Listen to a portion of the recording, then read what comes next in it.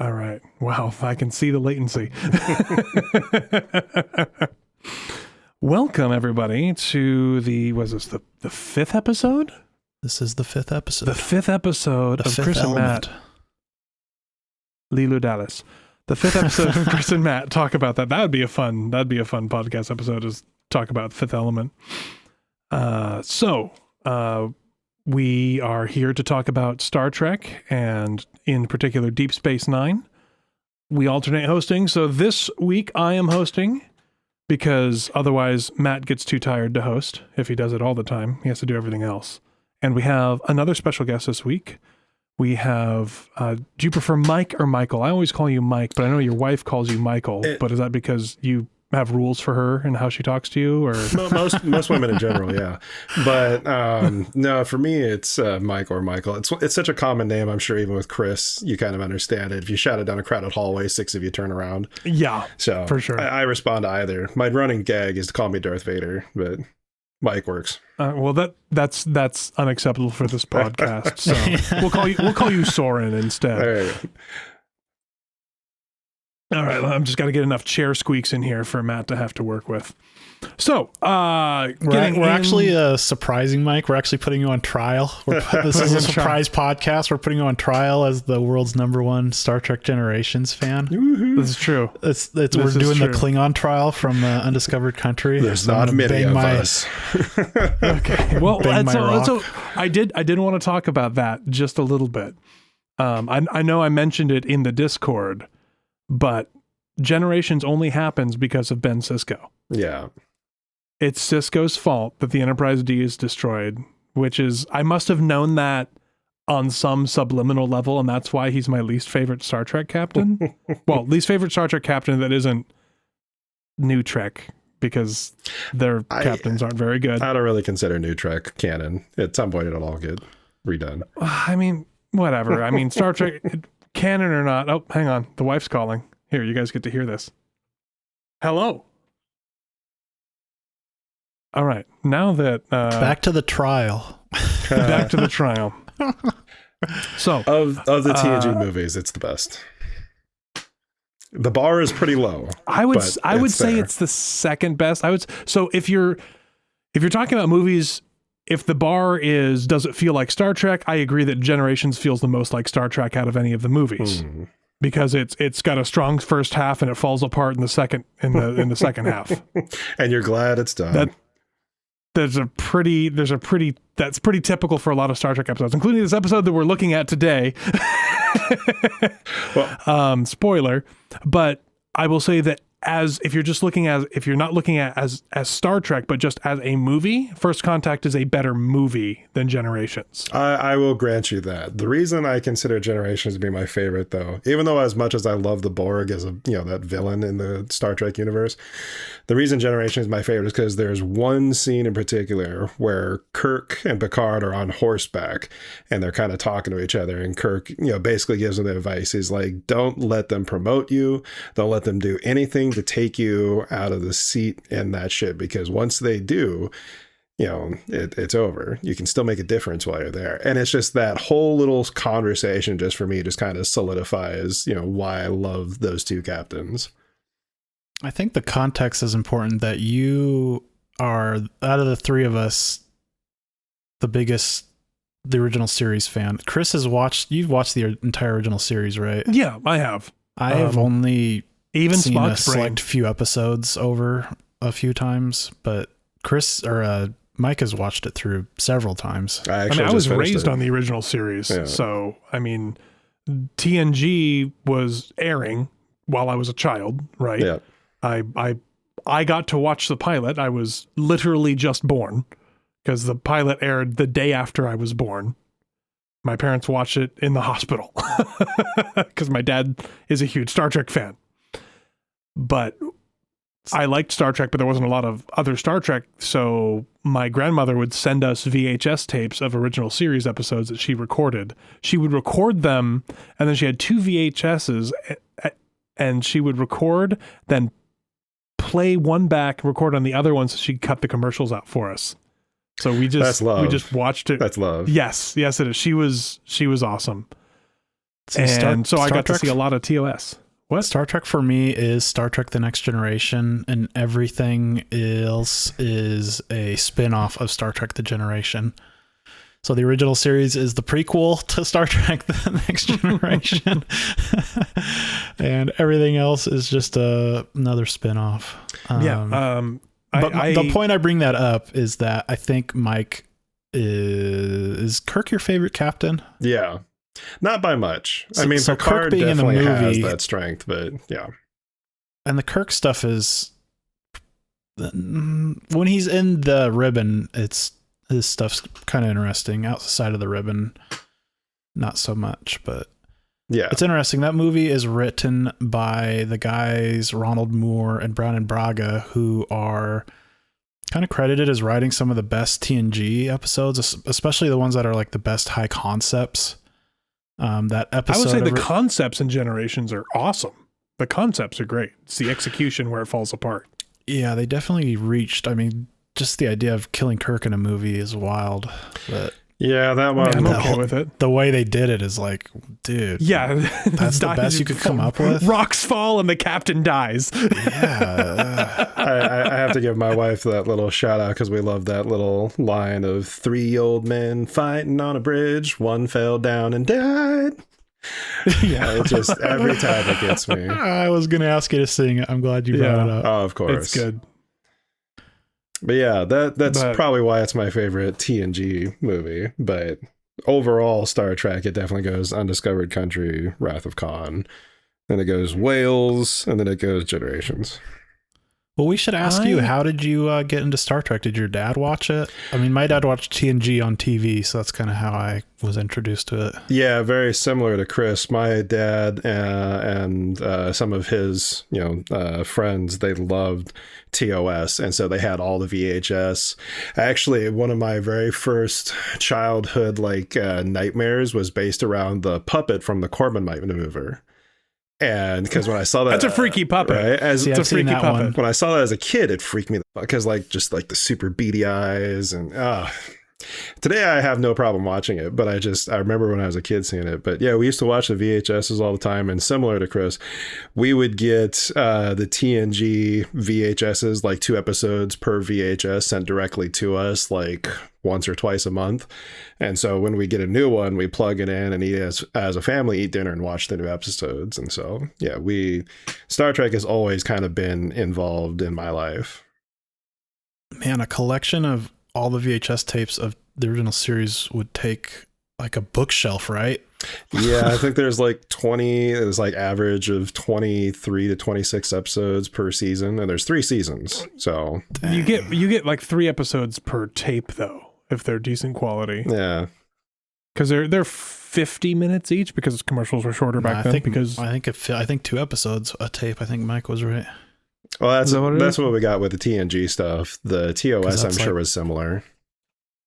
Yeah, minutes. maybe. Back when movies used to be an average hour and a half ish. Yeah. That's a short movie these days. Yeah. It's a very short movie. Yeah, so go ahead, Matt. I was just, should we just ask him what his overall thoughts of DS9 are? Because he's seen this series before. Yeah, that's a good question. I've seen it through twice. This, I think, would be my 3rd time watching it through. And as far as the 4 main Star Treks go, it's probably my least favorite of the 4. Voyager doesn't outpace it by much, but I've always liked the concept of Voyager more than I did DS9. They had to really kind of add a whole bunch of stuff that normally probably wouldn't be there to make DS9 interesting, such as the wormhole. I mean, that kind of just threw a whole new bag of fun into what could happen with the show.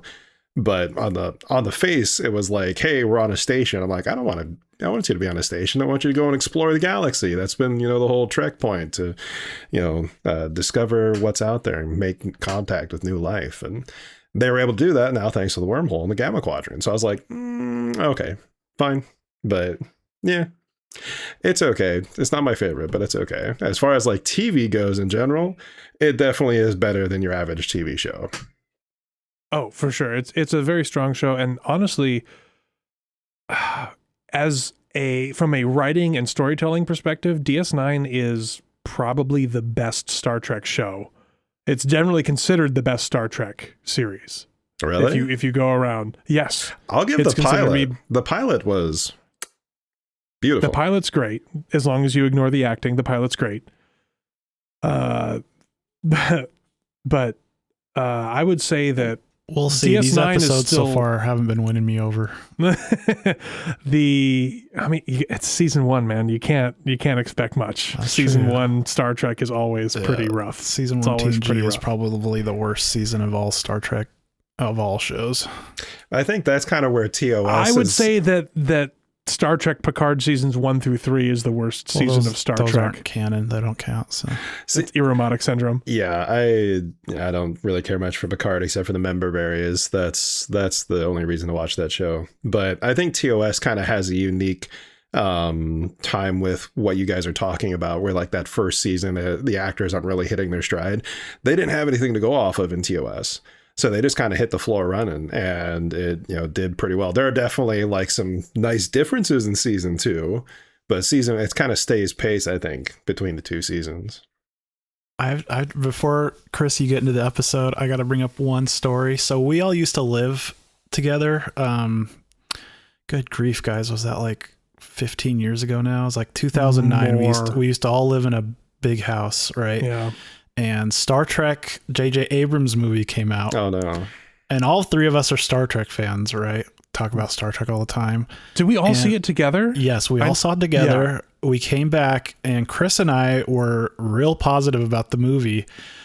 And Mike was the only one that was down on it. And Mike was right. And Mike knew right from the start, this sucks. And Chris and I were so just like starved.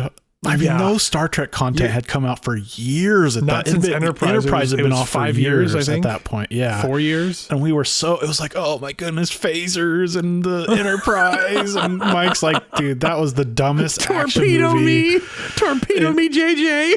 Mike had all the criticisms that people talk about now about how the movie looks ugly. Mike was like, that night was like, that movie was like ugly looking, and it was way like glare. I did trash talk the JJ Prize that night. That is the worst looking Enterprise. Yeah. I thought the worst looking Enterprise was the Apple Enterprise Macintosh C. prize. I'm wrong. It's the weird melted hot rod Enterprise. Yeah. And I think one of the reasons Matt and I saw Star Trek Beyond together, and one of the reasons we like Star Trek Beyond, I think, is because that Enterprise gets just wrecked. It gets destroyed, blown apart, piece by piece, ripped apart, and the best looking part of the ship is the one that crash lands. The saucer section looks pretty okay of the JJ Prize, but everything from the neck down is awful. I gotta give it to him in Beyond. I did love the scene where they had it underwater. I thought that was pretty cool, because you don't really see that except for in Wales, where they take the bird of prey into the ocean. They don't take it into the ocean. Isn't that Beyond? Beyond they do, but they don't take the bird of prey into the ocean. On top of the ocean. They beam the ocean into the bird of prey. Well, yeah, but the movie ends with them releasing the whales into the water. They crashed. They're still the ship's still in the water. If they hadn't crashed, they would have beamed the whales into the water. Sure, right? yeah. They crashed, and it sank to the bottom of the bay, and then ended up in the Starfleet Museum. Excuse me. Yeah. Let me push up. Actually, pushing his glasses up right now. I don't give much credit to a lot of the new Trek stuff. I do love Chris Pine as an actor, and I'm glad to see like a desire to want to do Star Trek and kind of keep the concept going. But it's like, you've done so much damage, just leave it alone, please. I think it's Matt. It's Matt again. Every time. There's a silent button on phones. Yeah. Mine's on silent. Not. I just gotta let you guys know. I can't. It's me. I'm texting. It's my Ring app. My Ring app goes through the Do Not Disturb. Tell it not to. I want it to. Okay, then I will continue to make fun of you when it interrupts the podcast. You know where Matt lives. He has to have that thing. Gonna let him know. Yeah, that's true. That's true. Yeah. Never know when his dealer's coming to collect. If Chris lives on the Enterprise, I live on Deep Space Nine. No, you don't live on Deep Space Nine.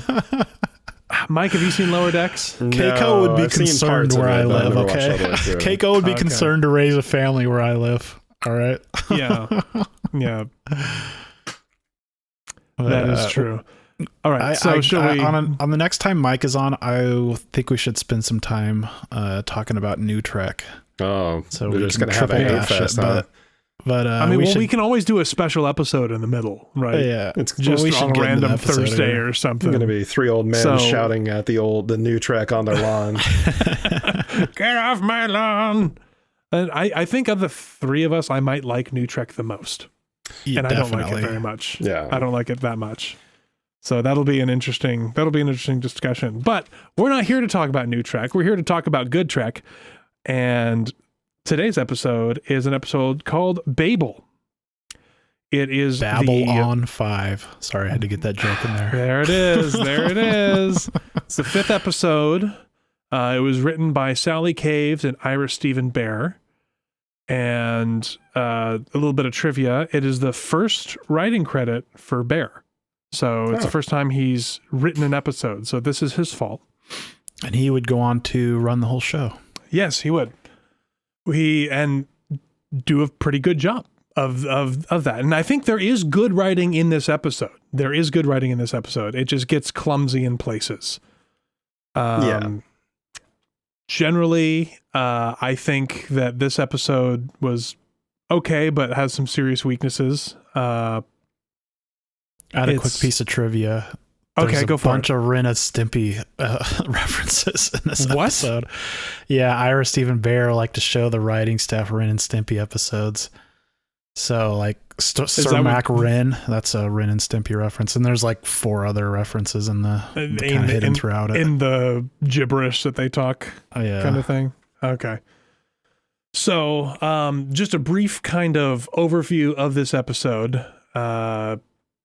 Basically what happens here is there's a virus that's released and it gives people aphasia and they have to deal with the virus. They have to figure out a way to cure themselves while they are slowly being taken off functionality, right? So that's kind of and then they find a virus cure antidote. I'm glad they didn't say vaccine, and everybody lives. So it's great. Everybody lives. No, I don't think anyone dies in this episode. Not that I'm aware Despite of. it being a deadly virus. Yeah. Despite it being a deadly virus, it wasn't deadly enough. So the cold open of this, I liked. So the open is just Chief O'Brien going through station repairs. He has to fix an airlock. He has to go fix a shrieking science lab, and then he has to fix the replicators. Wait, sorry to cut you off. Before we dive in, can I just kind of give my general thoughts on the episode?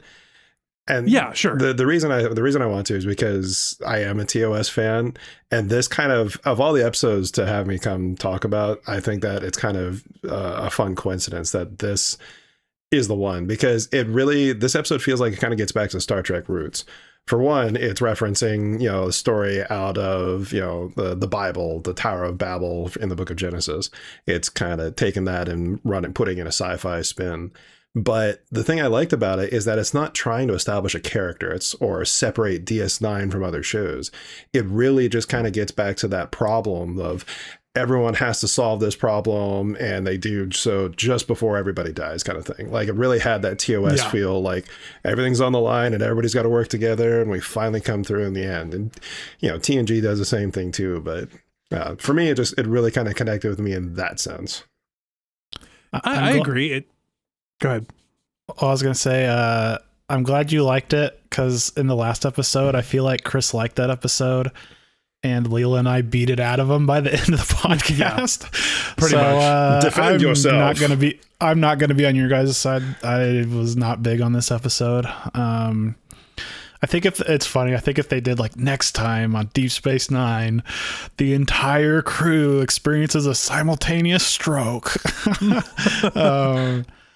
Major Lars 2 Pepper. Well, I mean, like TNG's like everybody gets old kind of thing. Like, you know, the episode finally kind of comes together. Or The Naked Now, or The Naked Time. This is one of those. This is Goofy Trek. Yeah. Is what this is. But it kind of felt like that Star Trek roots. Like, you know, oh yeah, there was like this episode in TOS or one in TNG or something like that. Yeah. Yeah. See, I'm like I'm the TNG fan that really likes the episodes that get into like a deep analysis of a social issue. So I think that's why. And when we do this podcast, I try to get some kind of deeper analysis. So we're not just talking about, you know, oh, I like this scene and that scene. I mean, that's fine, but I try to get in a little deeper. There's not much in this episode for me to dig into. And then do you want to say the word this time, or should one of us say it? There was no esoteric analysis, Chris. Not this week. There it is.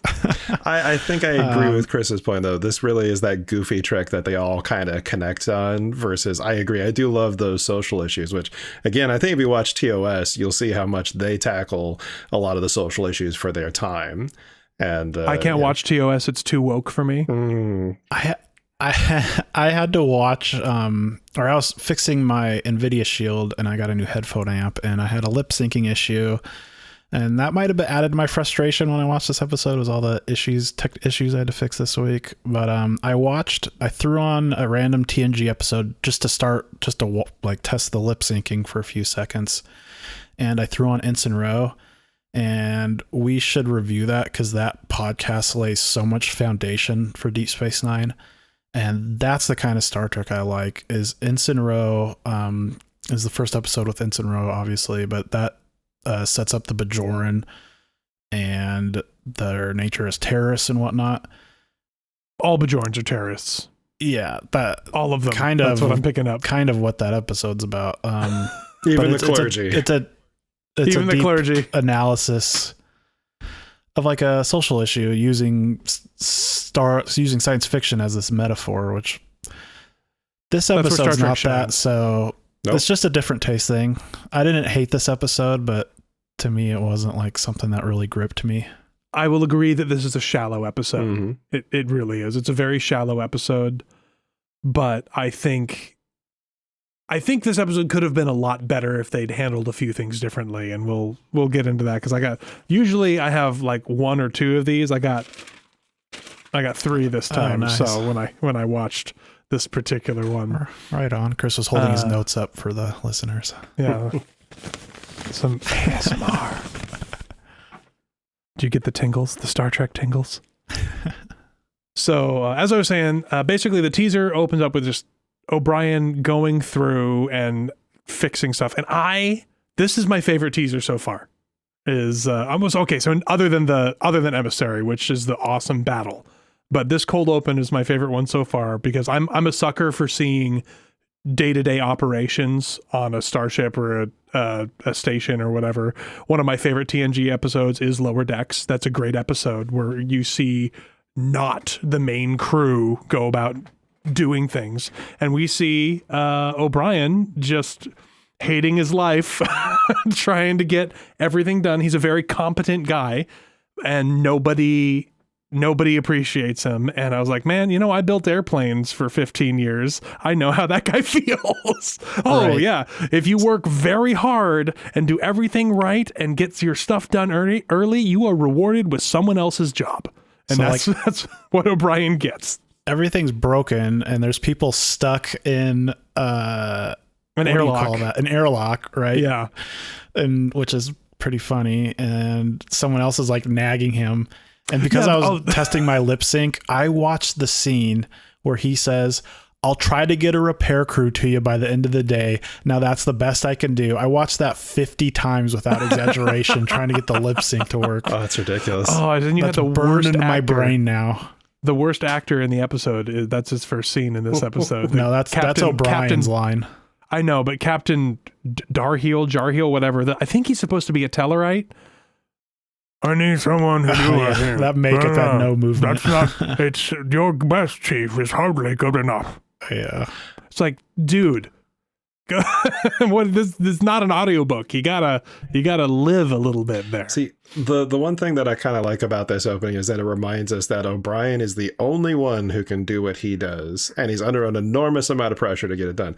Like, you'd think chief engineer, I'd be like, cool, I've got crews. Yeah, you guys go fix, operations the food replicators. chief. He's not a chief engineer. Oh, it's a different role. Fine. No. It is a different role. He's there to fix everything and make sure operations is running smoothly. But there's no engineer higher than him. I mean, we don't know that. It's like him and then Kira and Cisco. And those two aren't going to do shit. So everybody else on the station outranks him. The ensigns outrank. He's a chief. You put in the IT ticket. Yes, you now all of a sudden outrank O'Brien. But get in here, do you wage want slave. your replicator? Fix my email, you wage slave. Yes, but basically. It's just like you've got this massive thing, and it's just like, I've got crews working on things, and it's like, but all we see is O'Brien just like running around constantly trying to get stuff done. But he does talk to those two other folks on his crew going, oh yeah, try doing this. I got to go deal with something else. So it's just showing that this station is chronically understaffed for how much the Cardassians damaged it when they left. Yeah. If there's anything he needs to fix, it's his relationship with Cisco. Can you imagine? Can you imagine if he backtalked Picard like that? He'd be shot out the airlock. To be fair, Cisco talks down to him. Yeah, like, I was saying, Picard would never be like, Geordi, this damn replicator isn't working again. My Brian, team. I thought I told you to fix the replicator. It's like, no, Picard would be like, hey, O'Brien, could you fix the replicators? We're having a bit of a food issue and everything tastes terrible and we would really love our food to taste better. And I need you to do that first thing. And O'Brien would be like, okay. But the warp core is about to breach, sir, but I'll be up there in a second. He would leave the teleporter pad, which he's been standing at for the last 7 hours, quietly staring. Like, just take maybe a few of those guys and put them on the station. They don't need to all be on the ship. They don't need to all man the teleporter pads. Look, man, the Enterprise isn't broken. We need to get your fixers on DS9. We need to call them. But yeah, so I actually, I have the note I have on Cisco is just like, why is he so angry at O'Brien that his coffee did? Like, I understand being frustrated. Like, I thought you were going to fix the replicators. Sorry, I forgot. That's where you can be like a little frustrated, because if you give somebody a task and then they forget it, I understand frustration. But he's just like, I thought I told you. It's like, no.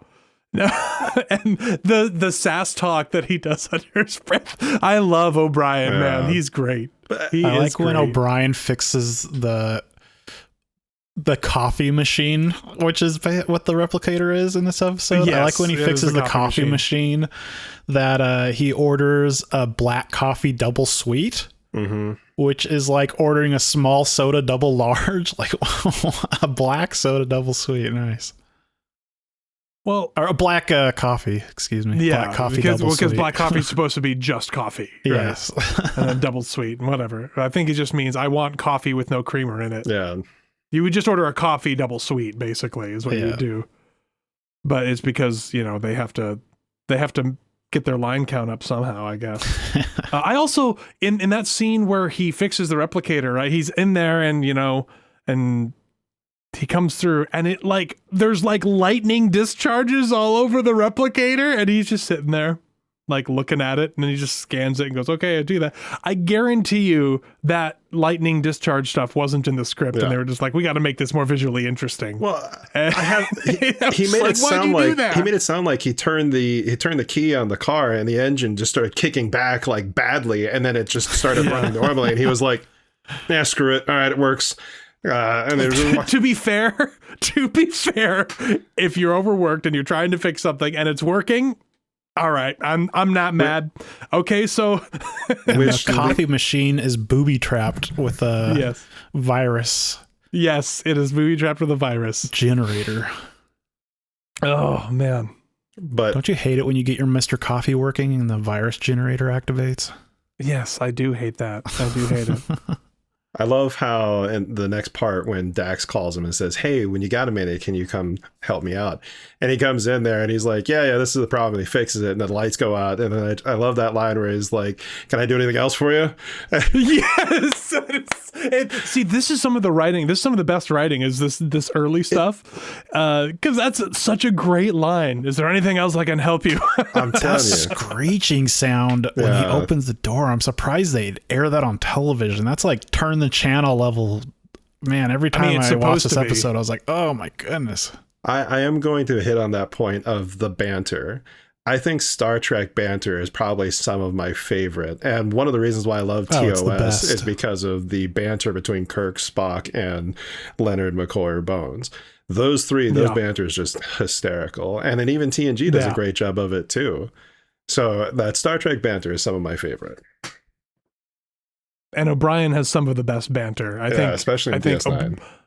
Oh yeah, O'Brien has good banter, and Odo has the sickest burns. Basically, that is how it works. Oh yeah, in Deep Space Nine.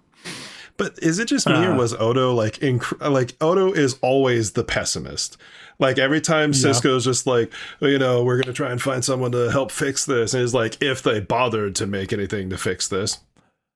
Oh, he's definitely a negative Nancy. Well, Odo is always the pessimist, though. He's like that's not out of that's his character. Like the rain cloud. Just the thing about Odo, I did notice. Yeah. The thing I did notice about Odo is his makeup was not on point in this episode. Did anyone else notice? Like you could just see his wig line this whole whole time, or the whole season. I think his makeup is not good.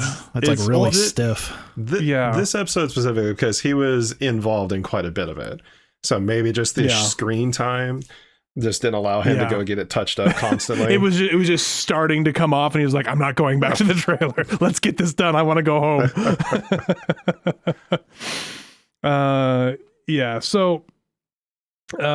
So next up after that, we go to the beginning, and Act 1 is where we start seeing O'Brien succumb to the sickness. So. I forget. Well, he's fixing something, or he's about to fix something else, or he's already fixed everything. I can't remember what the conversation between him and Kira is.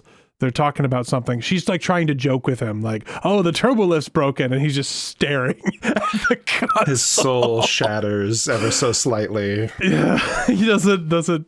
And I think what was supposed to be there, I think it was written to be like, "Oh, he didn't understand her," but to me, it was like he's just like, "No.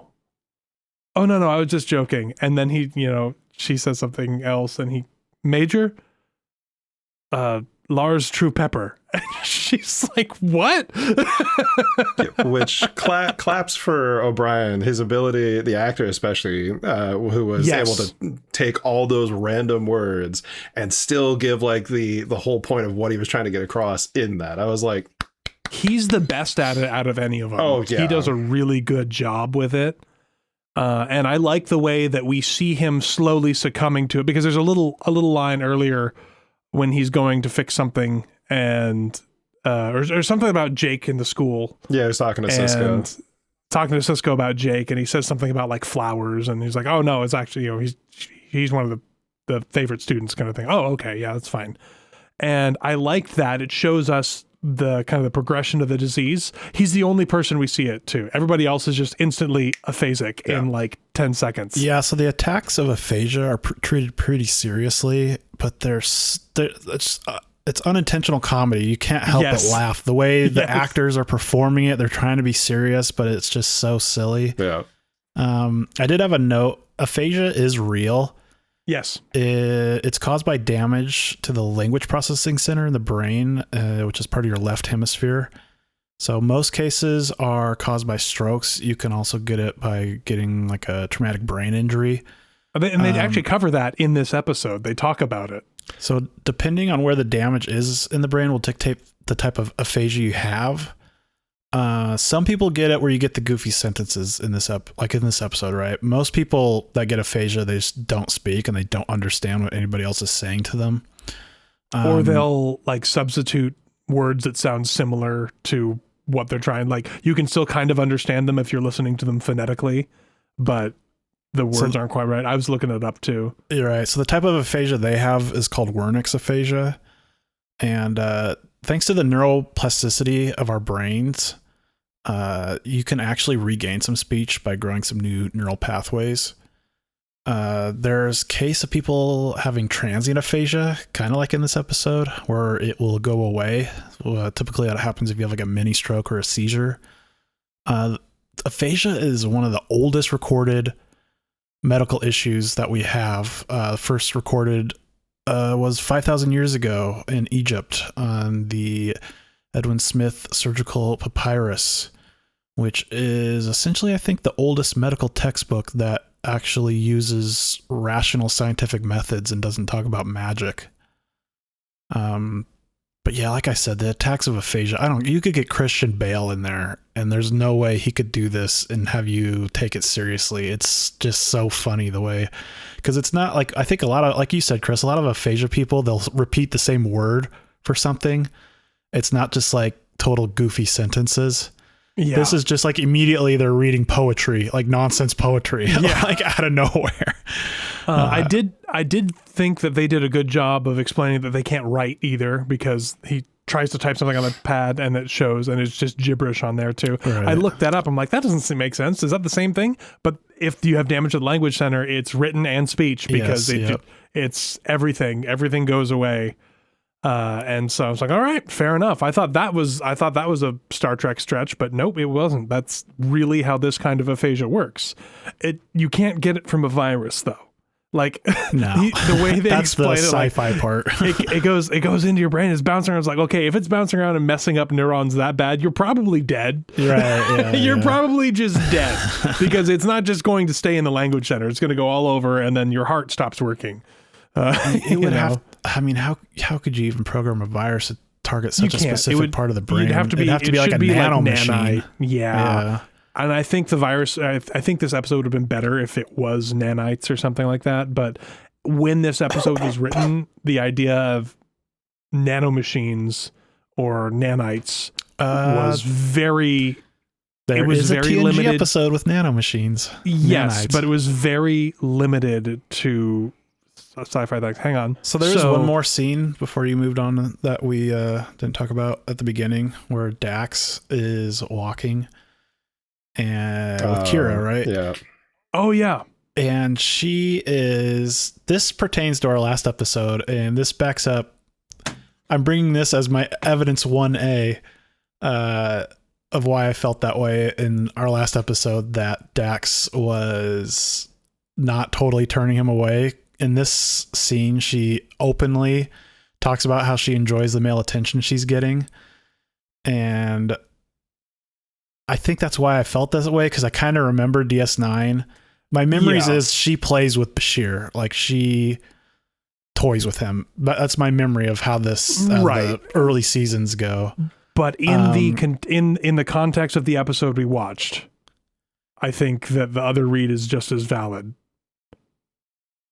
Yeah, I mean, she also touches him and says, like, leave your, I forget how that scene goes, but she, like, touches his head and give me your thoughts. We don't need to revisit the whole conversation, so. Well, Mike, did you listen to that last episode? Did you get a chance yet? No, I haven't. I have you guys subscribed, but I haven't seen it pop up on my feed yet. Oh, on the YouTube? Yeah. I haven't uploaded the YouTube episode yet. I dropped the ball there because I've just been, I'd say busy, but really I mean lazy. So I get it. It happens. I think I'm curious. Sorry, go ahead, Mike. I was just going to say. Talking over you, sorry. No, you're good. Again, this is kind of three friends bantering back and forth about an episode, so it's going to happen. The thing with Dax, I kind of love how she definitely has that, like playful, flirty side with Bashir, with Quark, with a few other guys kind of thing, just because, she makes it very clear, like, I've been both man, I've been a woman, but I haven't been a woman for like 80 years. And so, as any man can attest to, having that kind of attention kind of like flood your way is like, wow, wait a minute, I'm not the one going out and seeking that attention. I'm the one, it's actually coming to me. Oh, okay. And so she kind of has this unique perspective of, it's been a long time since I felt this way, and I like having the attention. For once, it's coming my way. So I do enjoy that side of that character. And she definitely enjoys Quark and him, even though there are very few people on Quark's side throughout this show, and Dax is kind of one of those. I did want to ask you, Mike, what you thought about my discussion or my idea that Dax is a representation of a soul. And this scene kind of gets into that, where she's talking about the being female again, and the feelings she didn't have when she was Curzon. And I know I talked about how I don't really believe our bodies are simply husks that store souls. I don't just reject that on a rational level, but I just feel like our bodies, our physical body and our brain, our biology, in combination with our soul, creates the person that you are.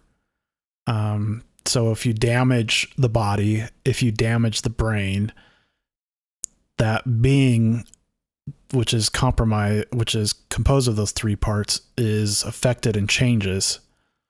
I just was curious what your thoughts were, because I know you listened to that episode at least. Yeah. I think Dax's character and the concept of the soul, it's tough because you start talking about, essentially two souls blending and merging together to become a new entity. And then at some point, it's able to separate itself again in the future. I get where you're trying to go with the point of the Dax symbiote kind of representing a soul. I don't know. I guess I haven't really given it too much depth of thought for that character. Dax really isn't one of my favorites by any means. Man, I like Jadzia Dax. I do too a lot. She is one of my favorites. She might be my favorite character, honestly. Yeah. I don't know. Out of this show, and again, because it's my least favorite, I've actually come to really kind of enjoy Quark, because it's the redefining Ferengis a bit. They're spinning a new light on it. The redemption arc of Ferengi. Yeah. And this episode does a really great job of being like, yes, he is pure greed, but he understands survival comes before, greed. Well, he's pure greed, but he's not evil. Yes. Because of that. Yes. Right? We'll get into it at the end, but this is low-key a Quark episode, in my opinion. A Quark and Odo episode. I can see that. Yeah. Speaking of Quark, when Dax goes to the bar and Kira doesn't go with her, and Dax goes by herself to get like chocolate or something, like some kind of dessert that Quark offers. Why in Star Trek, where there's replicators, other than the social interaction, would you ever go out to eat ever? She can go home and have molecularly the exact same thing in her quarters. They make this point on the Ensign Ro episode I watched on TNG, where Ensign Ro goes to 10 Forward and she's sulking and by herself, and Guinan's like, she's like, I just want to be by myself. She tells Guinan, and Guinan's like, no, you don't. You could be drinking this in your quarters, but you're here in 10 Forward, so obviously you don't want to be by yourself. Yep. I agree. And to that point though, humans are social creatures by nature. You put us in a box long enough, we go crazy. And that's just kind of how we function. And Star Trek has always done a really good job of, I think, proving that point through most of the episodes. So I get where you're going. Like the idea of you don't really have essentially no pretense anymore of we're going to go out. We need to go out to eat. Like that pretense is gone. You can you can get the same meal at home now. And it's weird because like in Quark you're paying for it, right? You're literally paying for someone to replicate food for you. That's a good point too. I didn't even think of that. So the only thing I can think of is that maybe Quark has better replicators or better or is adding something to the recipes that makes it taste better, right? Drugs or something, I don't know. But maybe aphasic viruses. Yeah. Well, no, he didn't get those weren't Quark's replicators. It's the command level replicators. Because he went and he went up there, you know. So but yeah, so I actually have a running theory on that with Quarks is I don't think they charged for the food. I think that the food helps draw people there, for one, the gambling, but two, they also have like actual bottles of non-synthale, like actual alcohol. That's true. Yeah. So my theory is that they don't charge for the food. They don't charge for like replicator based stuff, but it's a draw to bring people in. That's my theory. You know, that makes sense. It's like the opposite of like Vegas. You're gambling and they bring you free drinks. Yeah, exactly. Right. But you have to pay for the food. It's the opposite because the food, they're like, whatever, but the alcohol is real. So this was made over time. So that's what you have to pay for. But they're like, yeah, you want chicken and waffles while you're playing Dabo? Sure, I'll bring it to you. This episode, I think, is also the first time they kind of introduced the character in the bar where he's like, this soup is terrible. And at the end of the episode, he's like, this soup is fantastic. I can't believe it. And it's like, wait, you can't replicate this soup? So it makes me wonder, is like, do you have, unique recipes at Quarks that they don't have programmed at other spots? We're kind of digging into like the super technical details here, but hey, that's what it's for, man. It also maybe that guy's ship doesn't have a replicator. It's a good point. We don't know. People who live on the station have access to replicators. People who live on the station have access to Quarks or the Replimat, which is another restaurant, or the Klingon restaurant, which we haven't seen yet, but I'm excited for when that happens. And maybe they don't have access to that. So this is what they get. Maybe this is the only time he gets to have that stew, because every other time he's eating whatever his, like survival rations on his ship are, it's all freeze dried or whatever. So we don't know all that. It's just kind of a fun thing. I guarantee you the people making the show didn't think about it at all. I guarantee you they didn't think about it once. But yeah, so we find out that Quark's replicators are broken and he wants to go. He hears from Odo that the command level replicators are fixed, and Quark apparently just has access codes in a drawer on his bar and just makes the computer tell him where the command level replicators go. Access tubes. He physically puts the password in. Yeah. Well, I mean, so it's like having a master key or something, some kind of digital master key. It's a way to show the audience. Yes, exactly. Let's see. Yeah, and I in that same scene, I literally have a note. Renee's hairpiece looks kind of off. I can see the latex ridge. Renee Aubergenois. Let's see. Where are we?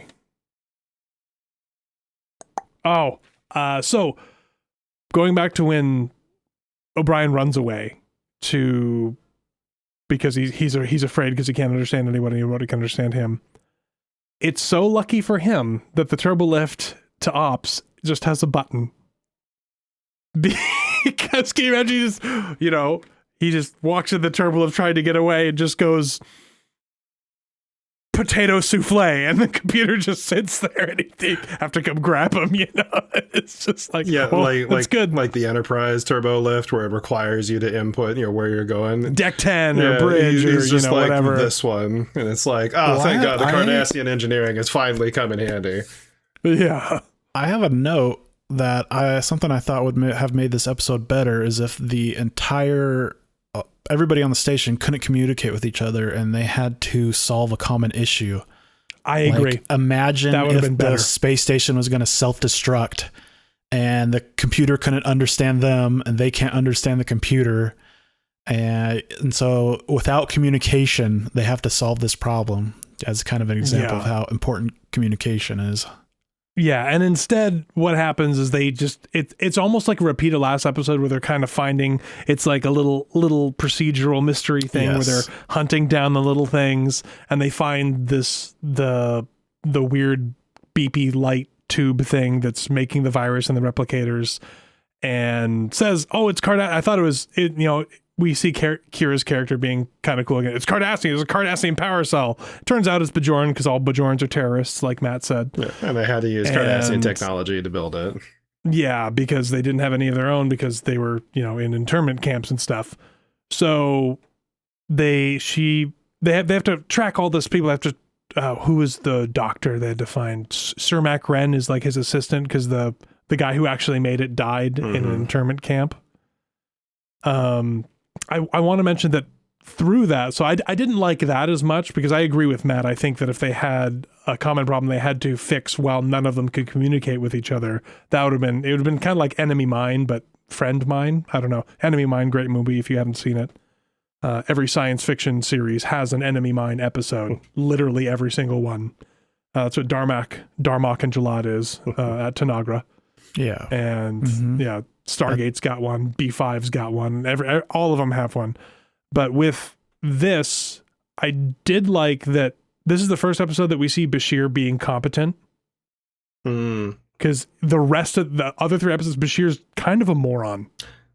And this one, he's actually, okay, this, and he thinks, oh, wait, this virus might be airborne now, finds out that it's airborne before it becomes too big of a problem. They're able to lock down the station completely. Nobody can leave, so we don't spread the virus to Bajor, which would have been a big problem.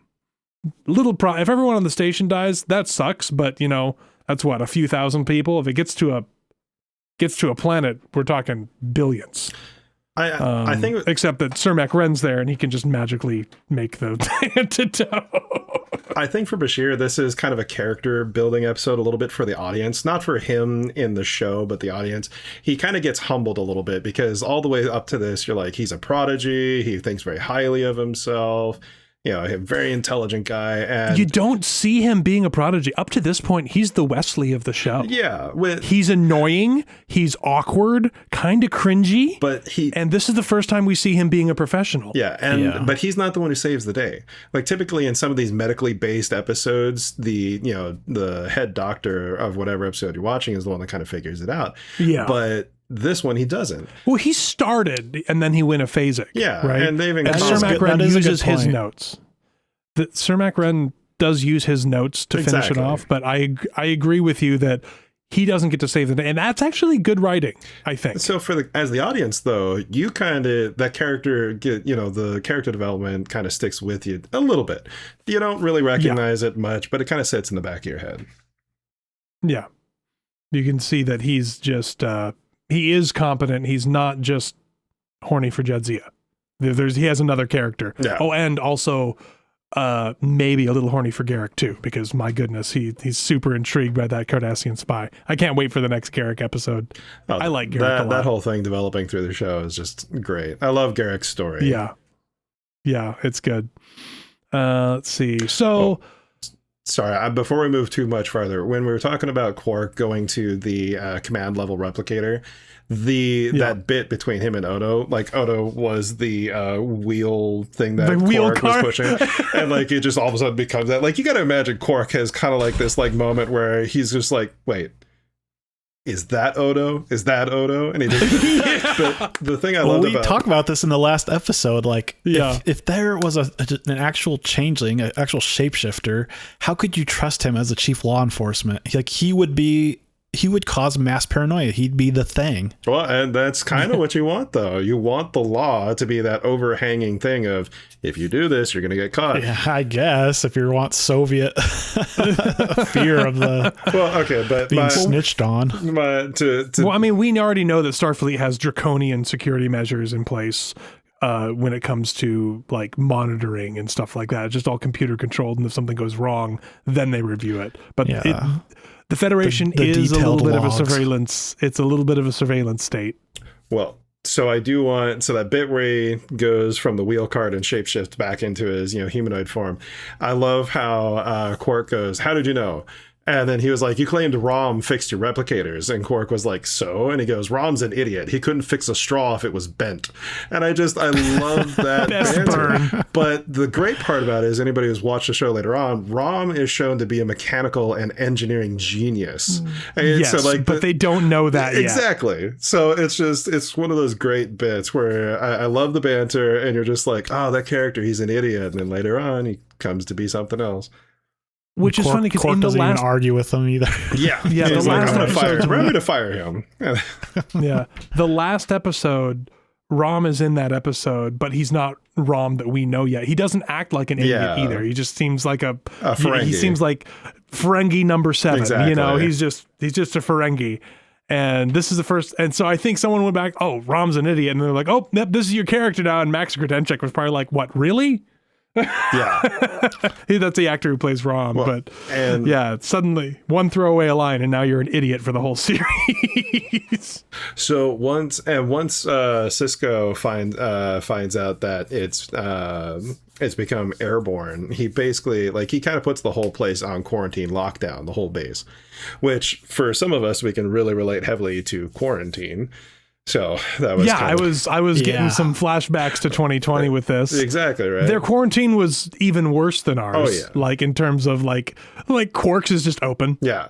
Well, but that's another point that I kind of add on to is that, again, I think we kind of agree a little bit. This is a Quark kind of centered episode a little bit, but greed can again be a powerful tool for motivation, and it can drive ingenuity.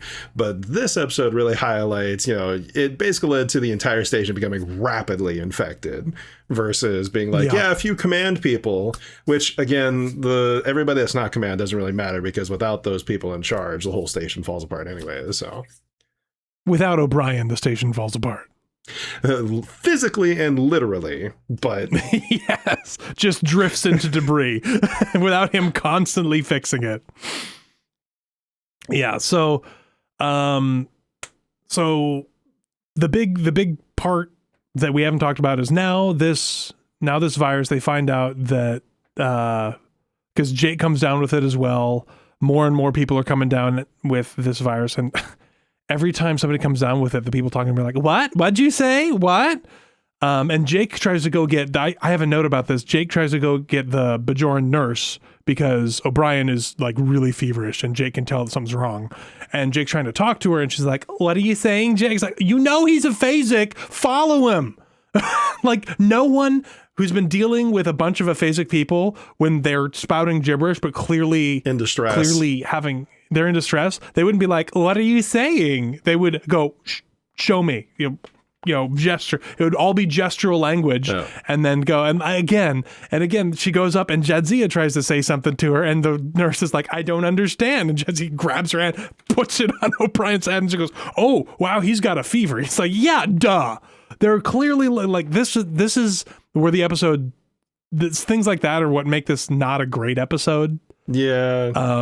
The people don't act rationally.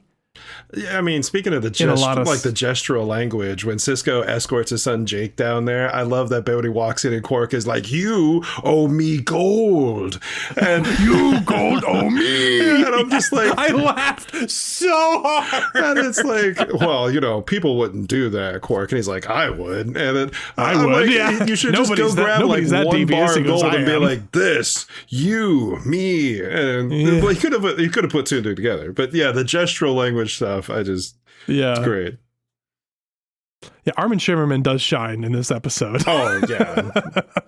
So this episode is the one that he said that he kind of discovered how he should play Quark. I was going to get into this once we talk about how he goes to Ops to help Odo. Yeah, we're almost there. He the way this changed his view is that he thought of Quark as someone who is just happy-go-lucky, like has a positive attitude, and really doesn't see any task as insurmountable. Just he can accomplish anything. Yeah, with the power of Ferengi greed. Yeah, essentially. Yeah. Well, I think that I think any good business person kind of has to have that mentality, because you're always given problems, you always have to tackle them, and they're never the same type of problem. So And he also does a really good job of, in this episode, previous episodes from the beginning of the show to current, he still does a pretty good job of, being able to reach out to the black market, having plenty of contacts, having plenty of resources.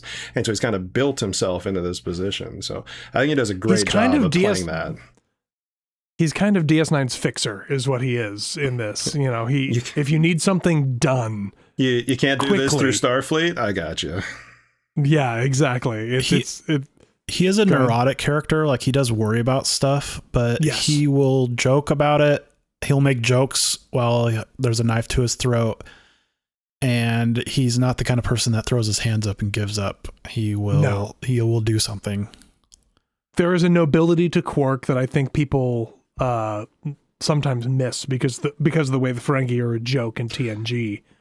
And I can tell that he learned how to play, because this is the first time that Quark really feels like Quark is in this episode. Well, I would also agree to that, except for the fact that it kind of does a great job of burying it. Like, it's like he kind of redeems himself in some ways, but it's also underneath a lot of, hey guys, come on down to Quark's. I know we're under quarantine, but just get infected. We'll all get infected. Make some money. Yeah. So he didn't know what it was at first. I think if Quark knew that it was the food, he would have shut it down. Like, he's not insane. Sure. I agree. But he didn't know it was coming through the food. They also said essential operations, and he kind of business person finagled that definition. In Quark's defense, Odo didn't shut him down. Odo was like, all right. Of all the things Odo had to deal with.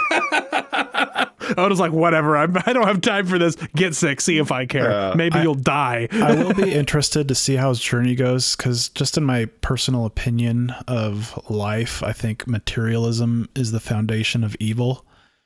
And I was thinking, I wrote a note in this, like, oh, he commits a selfless act, but does he really commit a selfless act? Like, would he have he gains from saving Deep Space Nine. So it's not a totally selfless act. And he jokes at the end, like, oh, what's my hazard pay going to be? And Odo gets real mad about it. Yes. And, yes. Odo probably has a similar view of the world as I do, which is probably why he gets frustrated with the Quark. But I will be interested to see how my view of Quark goes throughout. He's not unlikable. I like watching him on screen, but those kind of people that are just pure materialists, I don't like those people in real life. That's not my vibe. Well, Quark is the materialist with a heart of gold trope, is what it is.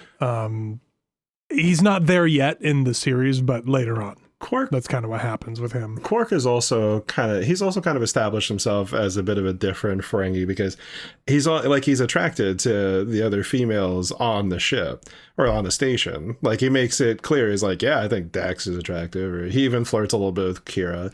He does things that normal Ferengis wouldn't do, because typically Ferengis are motivated by profit, and there's no profit in flirting with Kira and Dax. And it's like, maybe bring them in to buy some stuff, maybe, but he definitely does establish himself as a bit of a different Ferengi. Yeah. So with the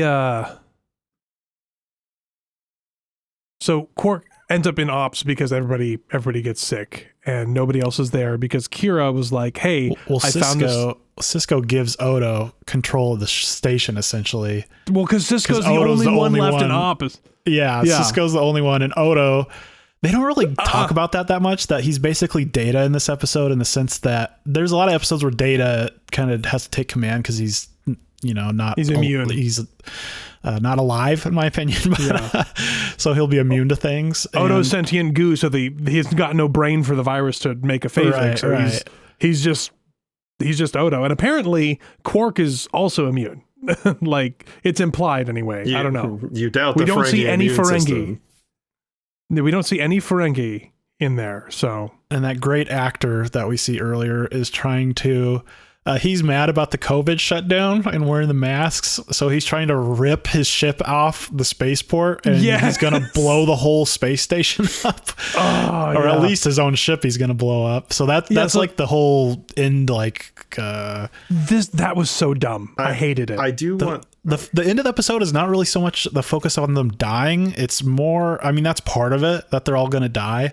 It's the big focus is on the fact that this ship is going to tear the space station and himself apart, because he's maglocked to Deep Space Nine, and he's trying to back it off. And they're like, ship's going to rip itself apart. At some point, Sisko's like, screw it, just turn the maglog off and we'll catch him with the tractor beam. Yeah. And then the maglog's broken. And then all of a sudden, Sisko starts talking in poetry. So Odo's like, oh, great, I'm in charge of everything right now. And Odo goes on the intercom and he's like, please, someone help me. Anybody that can understand me right now. I love that line where, Odo starts talking gibberish and Sisko starts talking gibberish and Odo was like, what was that? And Sisko says more gibberish and he just looks over and Sisko goes, oh, I see. And you just see the despair. Let's also make the comment that Sisko is like the most rapidly evolved patient through this, because everybody else was able to be like, start speaking in gibberish and make their way to the sick area. No, Sisko starts speaking in gibberish and just passes out on the console. Well, you know why? It's because he kept drinking the stupid coffee. He was just pounding those coffees. He's like, O'Brien fixed it. I gotta drink it. I gotta have my Star Trek bucks. That caffeine just dropped immediately, and he just and the caffeine was saving him. Yeah, he face plants onto the console basically in this. But before this happens, the one part I wanted to talk about, and this is another part. This is more flaws in the episode. So Kira's like, hey, I found the guy. He won't talk to me. I tried to talk to him because he thinks he's going to get in trouble, right? Sir Mac Ren, the guy who helped the guy build Kira takes a ship, runabout, to go and get Kira's this guy from Bajor. Let me go to in a runabout. And Sisko's like, absolutely not. We're under quarantine. Are you insane? She's like, well, I mean, I'm not going to go to Bajor. And Sisko and Odo's like, let her go. And Sisko just sort of folds. Well, all right. So, I was like, what? And then she takes the runabout and she's flying away as the ship is trying to back off from the station. So, I don't know if she just doesn't know how to use the sensors on the runabout, but clearly she could have, phasered the locks and had it fly away. She could have fixed that problem, but she's busy just flying away. Nah, they can deal with it. We're going. We're off. The whole climax of that ship trying to back away from the station doesn't make sense to me. I understand why it happened, but narratively it feels very just sort of tacked on at the end. We need some kind of exciting moment. Let's go here. And they spent way too much money on the docking clamp set that I don't think we ever see again. Where he opens up the things to move the manual actuators. That was a lot of props they did for that. A lot of props, yeah. Really well done, actually. I liked it. It was believable that he was doing something to move maglocks around. You could see big pistons moving, and I don't know.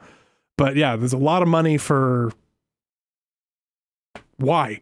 I want to take a step back too on that same point about Kira. When she makes that call, she figures out who she needs to talk to.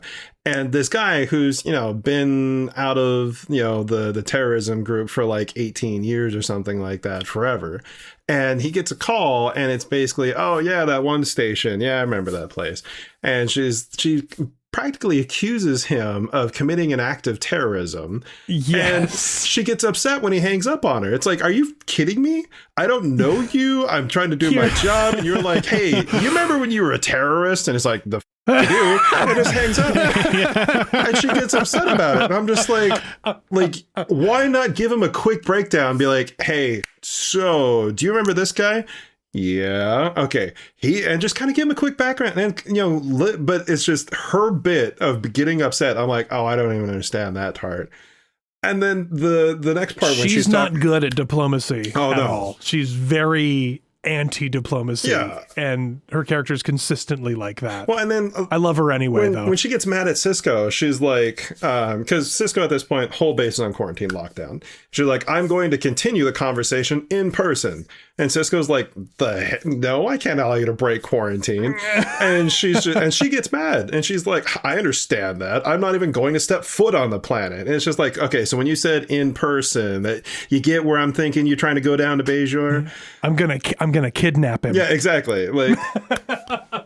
But again, I'm Sisko's kidnapping this man, exposing him to a deadly virus. Yeah. I think because she shouldn't be doing that, I think Sisko at that point picks up what she's going to do. Yeah. Well, And so it needs to go unsaid because he should not be letting her do that. And he was like, all right, go on. Yeah. I mean, I have a tacked on climax to deal with, so let's go. Yeah. she's also his second in command. So, I mean, if your second in command was like, I need to do this, and you'd be like, all right, I got to trust you. We did spend an episode, past prologue was about Sisko and Kira forming that bond of trust. The command structure with Kira is not made clear at all to me. She's the first officer. So she is the first officer, is that right? Yeah. Yeah. And she's not a Federation officer. No. Correct. So she can give Dax orders. Correct. Right? Okay. Yeah. But they're buddies instead. Yeah, Because everybody's friends. Dax calls everybody by her first name. It's not just Bashir that she calls Julian. She calls everybody by their first name. So did I miss that? Have they called her the first officer? Did they say that in the pilot, or do you just know that because you know Deep Space Nine? I think she says she's. Yeah. I think she says she's the first officer at some point, or her. No, I think Sisko says my first officer or something. Maybe in that scene when he throws the trash in the pilot. You know what I'm talking about? Yeah, something like that. But it is referenced. It is referenced. I'm pretty sure it's established in like that pilot episode or the second episode. Because they say she's the liaison, but I don't really remember her ever talking about her. She's in the command structure because it's Bajor's station, right? So, well, and because you need to have a Bajoran on the command staff. Yeah, because Bajor was probably like, "Look, we need you guys to manage the station. We can't do it, but we would like somebody to be like high up in the decision making process." Yeah. So how about this terrorist? We talked on the episode. My opinion is that the Cardassians would not hand over the station to the Bajorans. They would only hand it over to the Federation. Yeah, they probably would have blown it up instead of giving it to the Bajorans. Yeah.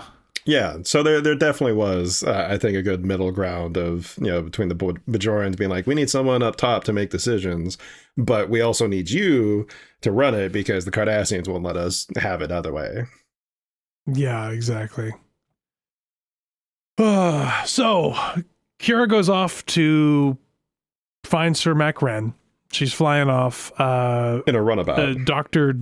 or Captain, is it Darheel? Jarheel? I think Jarheel is his name. Oh, the original guy who created the captain that's trying to rip the ship apart. The captain I can't act to save my life. Yeah. I need to leave. Nothing he does in this episode do I believe. I don't want to get sick. I need to leave. I don't want to get sick. I'm fine.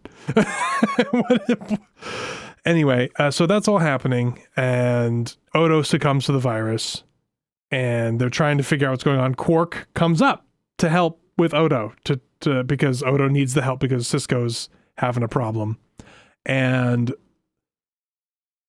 Quark. Before it cuts over back to Kira, Odo needs to get down and manually eject that ship, right? And Quark goes, okay, well, if you need to get down there fast, I'll beam you over. And Odo's, what? You'll beam me over? Quark's like, don't worry about it. I served for years on a Ferengi freighter before here. And Odo goes, okay. And he walks up onto the transporter, and Quark looks at him and goes, I must have witnessed it like a dozen times or hundreds of times. And witnessed, and he goes, energizing. Again, another laugh out loud moment for it. The Quark Odo scenes in this are just perfection. And they make the episode a lot more watchable than it otherwise is. In fact, go ahead. I thought that scene was really funny too. The interaction with humans and machines in Star Trek, you have to overlook it. It makes no sense. Why would beaming someone be any issue? Quark literally presses 2 buttons on the panel and he beams over. Why? Like the whole way machines are used is and the computer could have done it. He could have hopped on the pad. Computer beam me to docking bay, whatever. Yeah, why would there be a helmsman? You would not have a helmsman on a starship. You wouldn't have half the 3/4 of the jobs that they have on starships. Dr. The Daystrom. ship itself. It's true though. You would not have a human flying the you would not have a human on a joystick flying the Enterprise. I'm sorry. Which is why nonsense. there isn't a joystick. Yeah. You wouldn't, and there's have never a joystick. There's never a joystick. I want to say my joke would have made more sense if both of you had been more relevant in TOS, but there's an episode in TOS where Daystrom actually tries to replace like 3/4 of the crew with a computer. No, I know.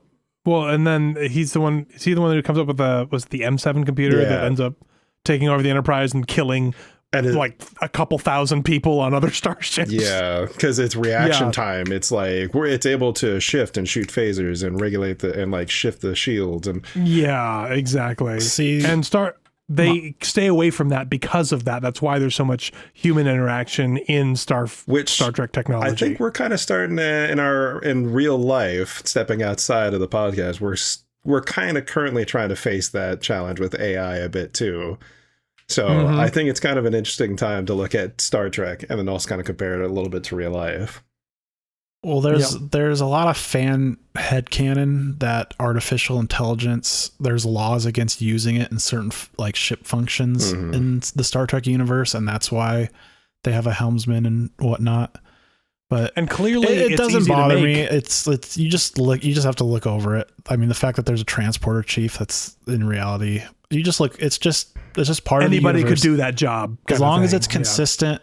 I can accept it in any kind of universe you set up. I mean, if you think about it, like with Worf, like, you know, on TNG, where he's like logging onto the ship, and it's exactly. You could. Why didn't the computer already lock on? Riker could be like his little side piece there, and just be like, yeah, that ship, 2 torpedoes, ship, phaser. Exactly. Or not even that. Picard could be like, computer, do you see that ship? And the computer would be like, affirmative, and he'll be like, I don't want to, and the ship just starts firing torpedoes. You know.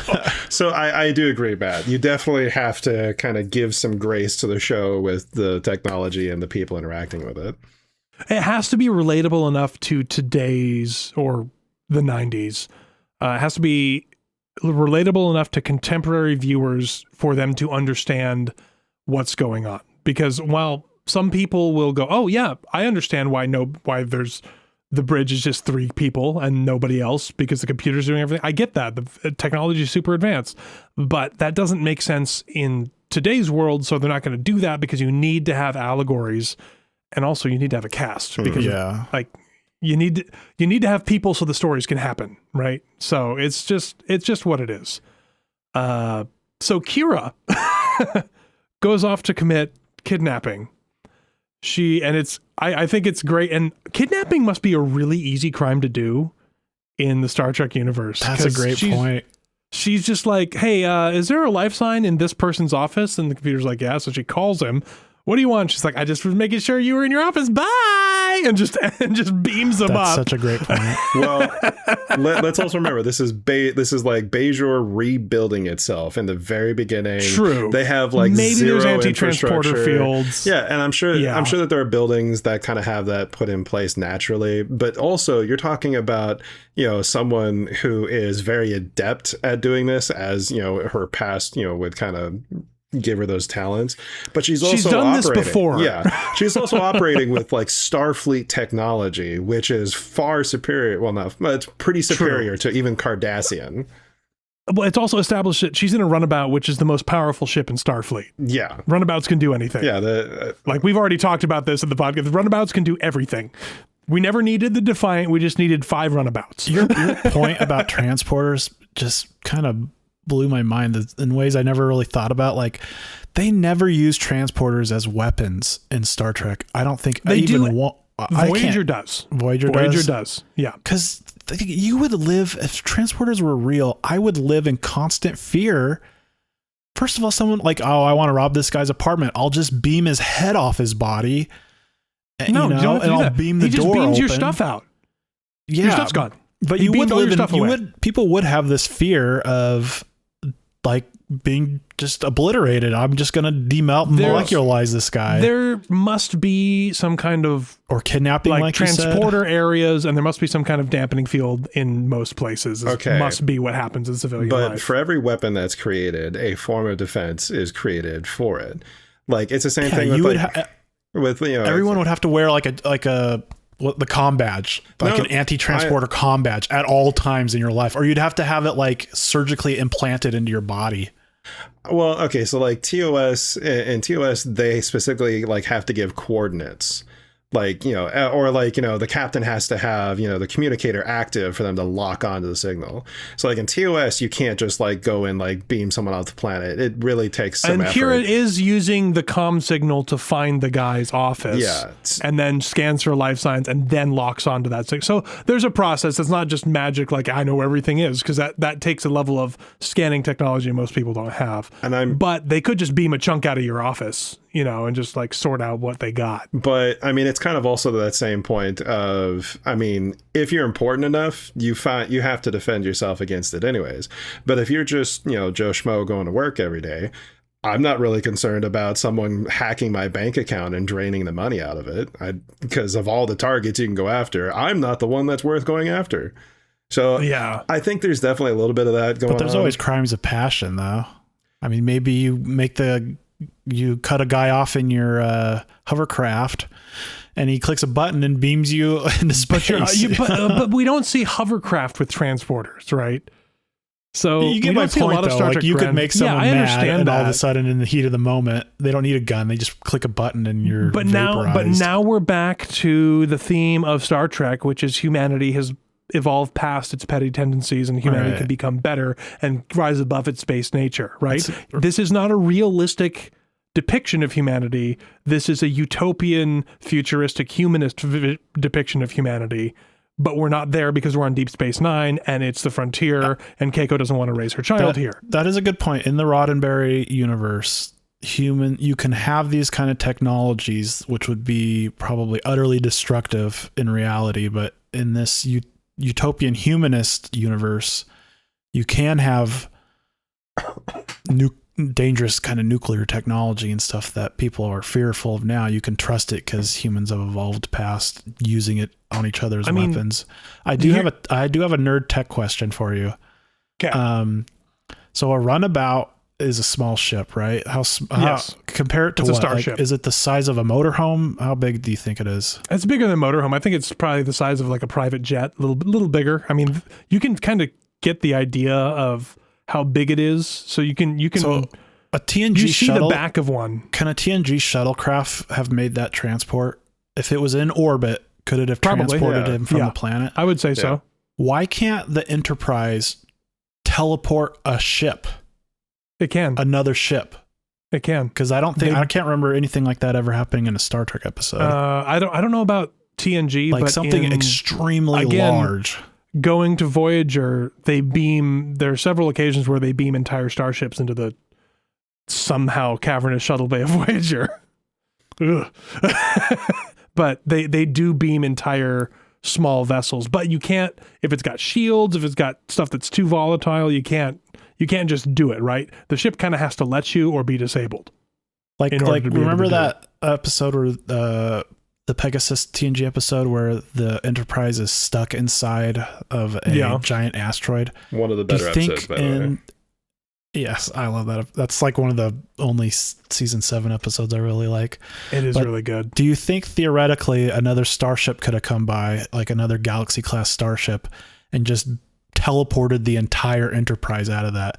There has to be some kind of size limit. Yeah. Because think about the amount of energy that they're using to convert something from matter into energy and back into matter. It's a bonkers amount. A replicator is using a bonkers amount of energy to do what it does. So at a certain point, the ability to generate that much power breaks down. Is what I think the limitation is. Yeah, I think I agree with Chris. I think the Star Trek universe does a really good job of kind of making the point that it requires a large amount of energy, because you'll oftentimes see, shuttles transporting stuff, back and forth to locations like the shipyards, for example. You're constantly seeing ships kind of moving back and forth from the planet. They're just not beaming steel and ore directly, to the... It's energy wise, it's cheaper to fly the ship than it is to beam the stuff in place or replicate the whole starship. Yeah. I think if they had the energy source, they could probably do it.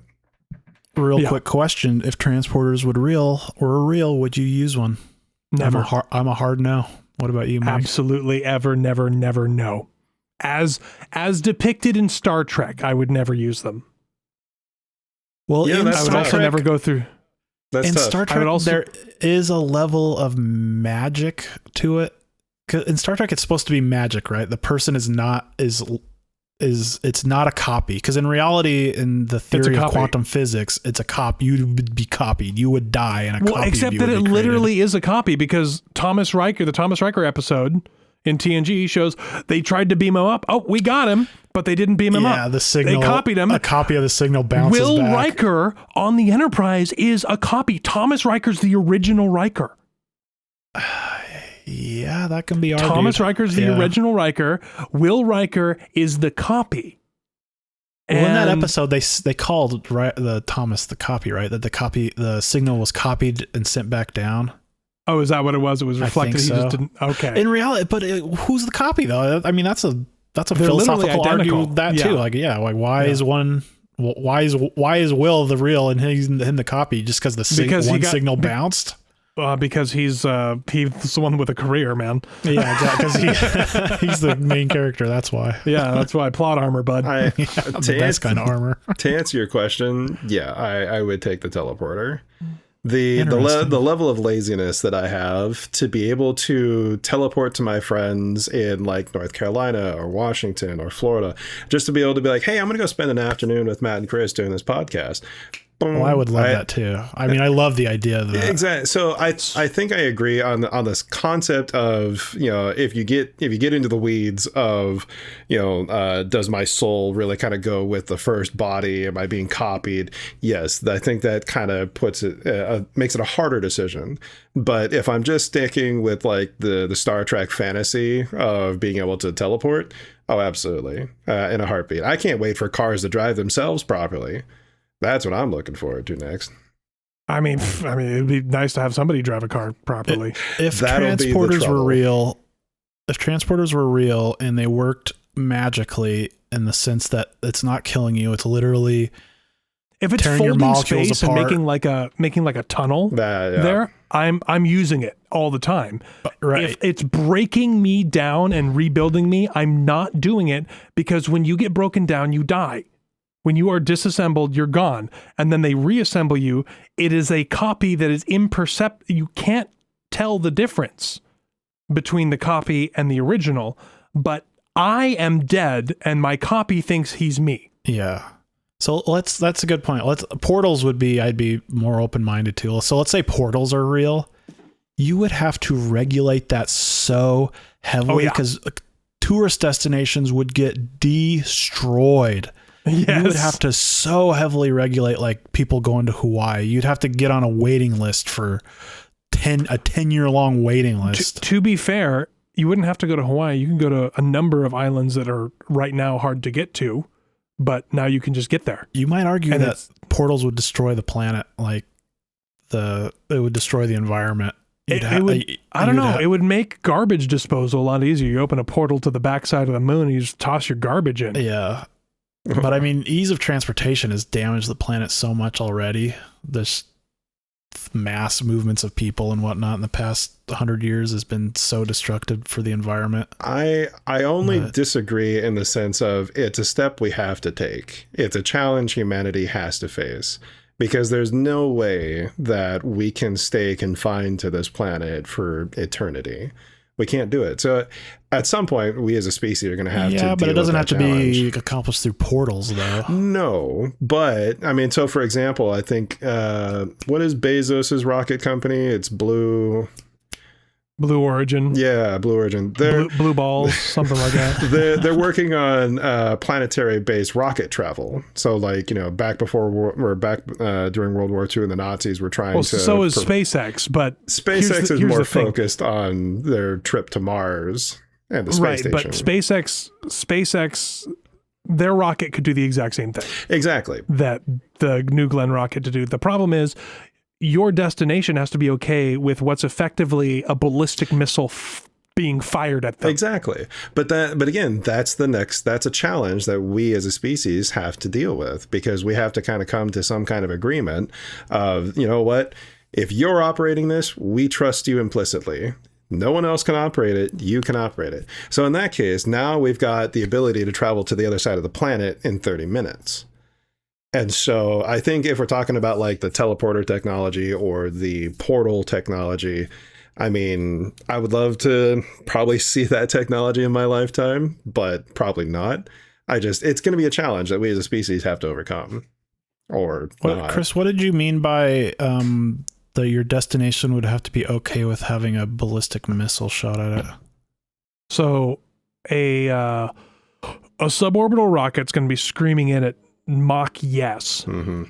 And it's got a bunch of fuel in it. Screaming in at what, like the moon? What do you mean? No, if we're talking point-to-point suborbital flight. So let's say we're flying from Seattle to Hong Kong. Oh, okay, so you're talking right. The rocket misses and hits the middle of Hong Kong, orbit. and you've got a 0.2 kiloton explosion in the middle of Hong Kong because of the kinetic energy and the chemical energy contained in the fuel.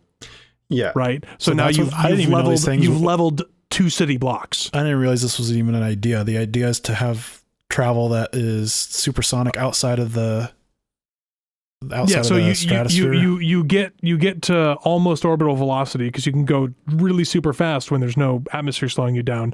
Flip around, brake, re-enter, fall ballistically, Mach 7, 8, something like that as you're coming back in, and then you land propulsively, and boom, you stepped on the rocket in Seattle, and you stepped off the rocket 40 minutes later in Hong Kong. Oh wow, that's incredible. You know, is that you think it's realistic? Yeah, it is possible, but I don't think it's ever going to happen because of the dangers. Can you imagine China being okay with us firing something that's effectively a giant missile at them? Imagine us being okay with China doing the same thing. Yeah, I'm not letting Russia shoot rockets at us. Yeah. You kidding me? But that's the thing. But that's the only way that works is if you get if the UN becomes the UN from the Expanse and it runs everything. Not necessarily. You know, if it's a third party, if it's a group that operates out of both countries, and they can communicate to both countries and say, hey, we own this. We're going to make sure this is done. I mean, the first instance, absolutely. Now, all of a sudden, that company is sued into the ground. Everybody's in prison. I get that. But I think it's possible, and we're probably going to end up seeing it here. I see what Chris's point is. What's to stop someone from putting the same transponder code on a nuclear missile, and so your nuclear defense doesn't activate? Yeah, and they shoot a nuke right into Boeing, Yeah. So, I mean, there's a whole bunch these are not insurmountable problems, but we're not going to see it common in our lifetimes. It's just not going to happen. People are going to still be using jets. People are still going to be taking ships. It's also jets and ships are more efficient. Well, I guess Mike's more of an optimist than you and I. No, I want it to happen. It won't. It's just like I want warp drive to be real, but it never will be. Again, the universe says, screw you, it won't work. This is the Ferengi side of humanity, though. That greed will drive ingenuity. We're going to try to fold space, and Earth is just going to get sucked into itself, and that's going to be how we'll deserve it too, by the way. That's the end of our species. We deserve it. Hey, we never said no to ourselves. We flew past this solar system. It was weird. Like there must have been a planet there. There's this bunch of junk metal kind of orbiting in one area. We don't know what happened. What's that science facility where they make molecular particles go really fast? You know what I'm talking about? Are you talking about particle accelerators? But you're probably thinking of the Large Hadron Collider. Yes, and when they first turned it on, they're like, "Well, let's see if this blows the whole planet up." Well, because it was making microsingularities, but it turns out microsingularitars just evaporate because they can't stay normal without a certain amount of mass. I just got a big kick out of that story that they're like, "Well, hopefully this doesn't." When they first lit an atomic bomb, they weren't sure the atmosphere wasn't going to ignite. Yeah.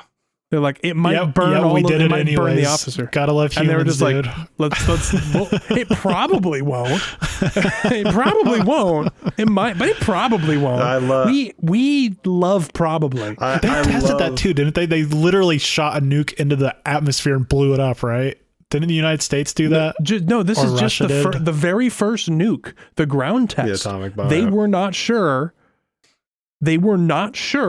that it would not ignite the Right, but I atmosphere. think they specifically blew up a nuke in the atmosphere. Yeah, but they already knew it it wasn't going to light it off. Because Yeah. that first step, which if you haven't seen Oppenheimer, Just to see what would I happen, highly though. recommend watching it.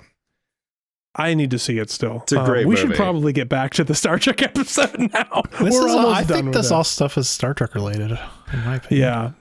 Yeah. I'm just aware that my kids are terrifyingly quiet. So One little bit I do want to add. I love how Odo, especially the actor who plays him, does a great job of that distress where he's like, if there's anybody on this station, please come to ops. I need help. And the first person to show up, Quark. And he's just like, Quark, you're volunteering to help? And Quark's response, volunteering? Who said anything about volunteering? We can haggle over price later. And it's just, I was like, I love these two.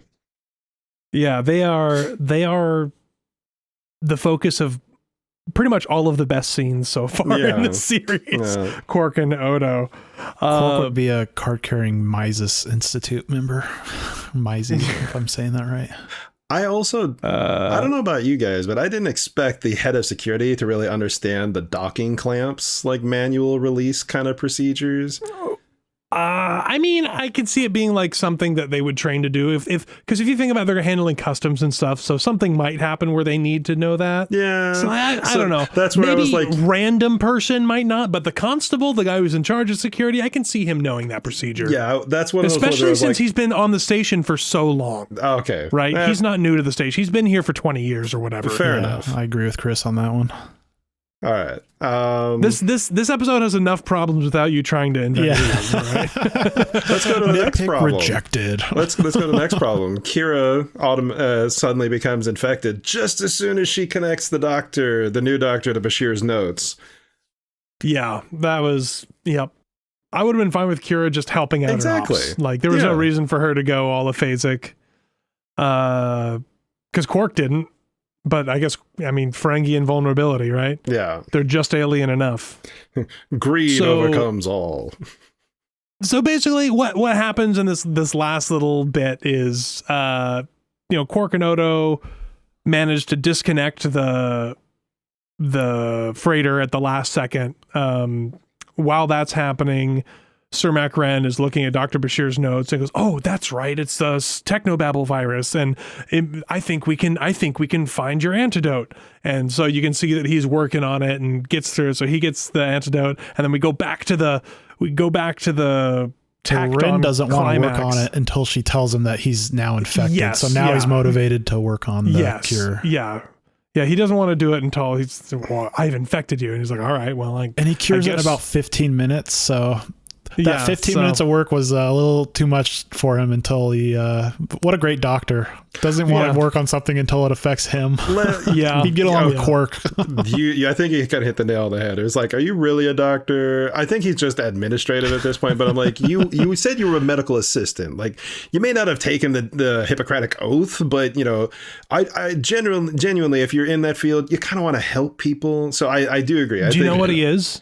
Do you know what he is? He's a bioterrorist. Duh. That's why he's able to do it so well. He's a bioterrorist. I forgot about that. He's a major doctor. Of course, he's a bioterrorist. Sir Mac Ren made this. Not Sir Mac Ren. Whatever that other guy's name was. He made this. I didn't make it. I totally made it. And so he's able to make the antidote. I got into biology because I want to kill people on a biological level. That's really what motivates me. That's so good. This last act is the weakest of the entire episode. The ship is on a timer, I guess, to explode. Like, it's gonna blow up in 1 minute. How can you tell? You can't tell from, like, whatever. Like, it's a different ship. The play-by-play. It's suffering damage. You've got 30 seconds. 10 seconds. It's just, I know. It's just artificially amping up the suspense, which is unnecessary. And then, can we talk about how, like, that ship must be the fastest ship in the Alpha Quadrant because it's reverse thrusters? Or, I guess maybe they actually blow the clamps, but they must be a heck of an explosion because it shoots that ship out at like 5,000 Gs. Yeah. It goes flying off at like, I don't know, 6,000 miles an hour from the docking clamp to get to a safe distance and blow up. Yeah, I feel like full impulse in reverse wouldn't move it that quickly. I mean, the pressure from the docking clamps, but even then. I mean, combining the, I don't know, like there was a lot of force going on there, and O'Brien's going to have some work to do when he's feeling better. I can tell you that right now. And the other note I have from this scene is, I guess Darhirl's cargo is not going to make it out before. But he did. I guess it's spoiled. He did. Somehow he survived. Like, that was the character that I don't even survived. think I caught that until the second time I watched the episode, that somehow Odo rips him out of the ship before he... Well, he had made it like he was like trying to get off the ship. Yeah. Like the ship caught fire, I guess, and instead of turning the thrusters off, he just decided to leave the ship. Although maybe he's aphasic, so he doesn't see the controls. But you think that, like, if you're a captain of a ship, whether or not you can see the labels, you know what the buttons are. Like, if I couldn't read the buttons on my car, I still know how to operate it. Right? I don't know. It's all weird. Let's see. And then see, if I was Odo, the one thing I like about the whole thing go. is I like that it was not a vaccine, that it was an antidote. Because so many times in sci-fi it's like, oh, we put a vaccine and now we cured it. That's not how vaccines work. If you have the disease and you get the vaccine, congratulations, now you're sicker. like it's not going to help. Just, you have to get better from it on your own. It's an antidote to the virus. So it like makes the virus self-destruct or whatever, and everybody's happy again, except for Sisko, because his coffee is bad and he screams at O'Brien. That was probably literally yells the worst at him. ending that they could have put into that. O'Brien! And it's supposed to be a laugh line, and it's awful. It's awful. It's bad for, like, oh, you feel bad for O'Brien, but it's like, Sisko, you are the worst commander I have ever seen. Which, by the way, why is the damn thing broken again? Like, the station is just constantly falling apart. Yeah, it shouldn't be broken again, and Sisko shouldn't yell at O'Brien because it's broken again. He should be like, I could see, oh, looks like you're gonna have to work on this again. There's your laugh line, right? Something like that. That would be way better. But O'Brien, why is my black coffee double sweet? Why is my because you're not, Sisko. You're not double sweet. Maybe you should be at least half sweet sometimes so people can stand you. A little more sugar in your life. Yeah, so this episode, I remember liking it. I didn't like it as much.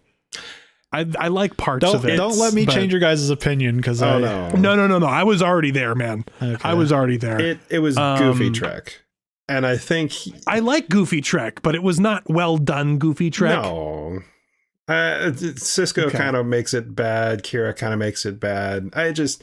It kind of, again, for me, as somebody who loves the TOS stuff and loves this quirk, I don't specifically go out of my way to watch the quirky Trek episodes, but for me, it's connected DS9 to the Star Trek feel. Yeah, I get that. Yeah.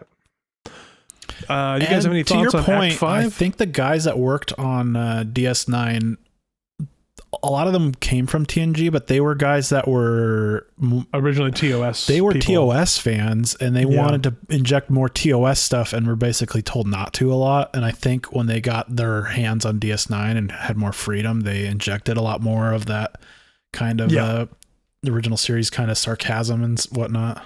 Well, and also conflict sarcasm, is how you get weird. Conflict is how you get those quirky scenes. You need conflict for stuff like that. And Gene Roddenberry hated conflict. And so they killed him, took his stuff, and then made his show better. I object to that because I'm more of a TNG fan, but I get it. I think they had Odo kill him in the holodeck. Yeah. They choose the transporter. I think they did. Final questions. I do agree. I think the TOS connection is there just because TOS does a lot of their episodes are, based on like Greek mythology, biblical references, especially like, back when the show was airing.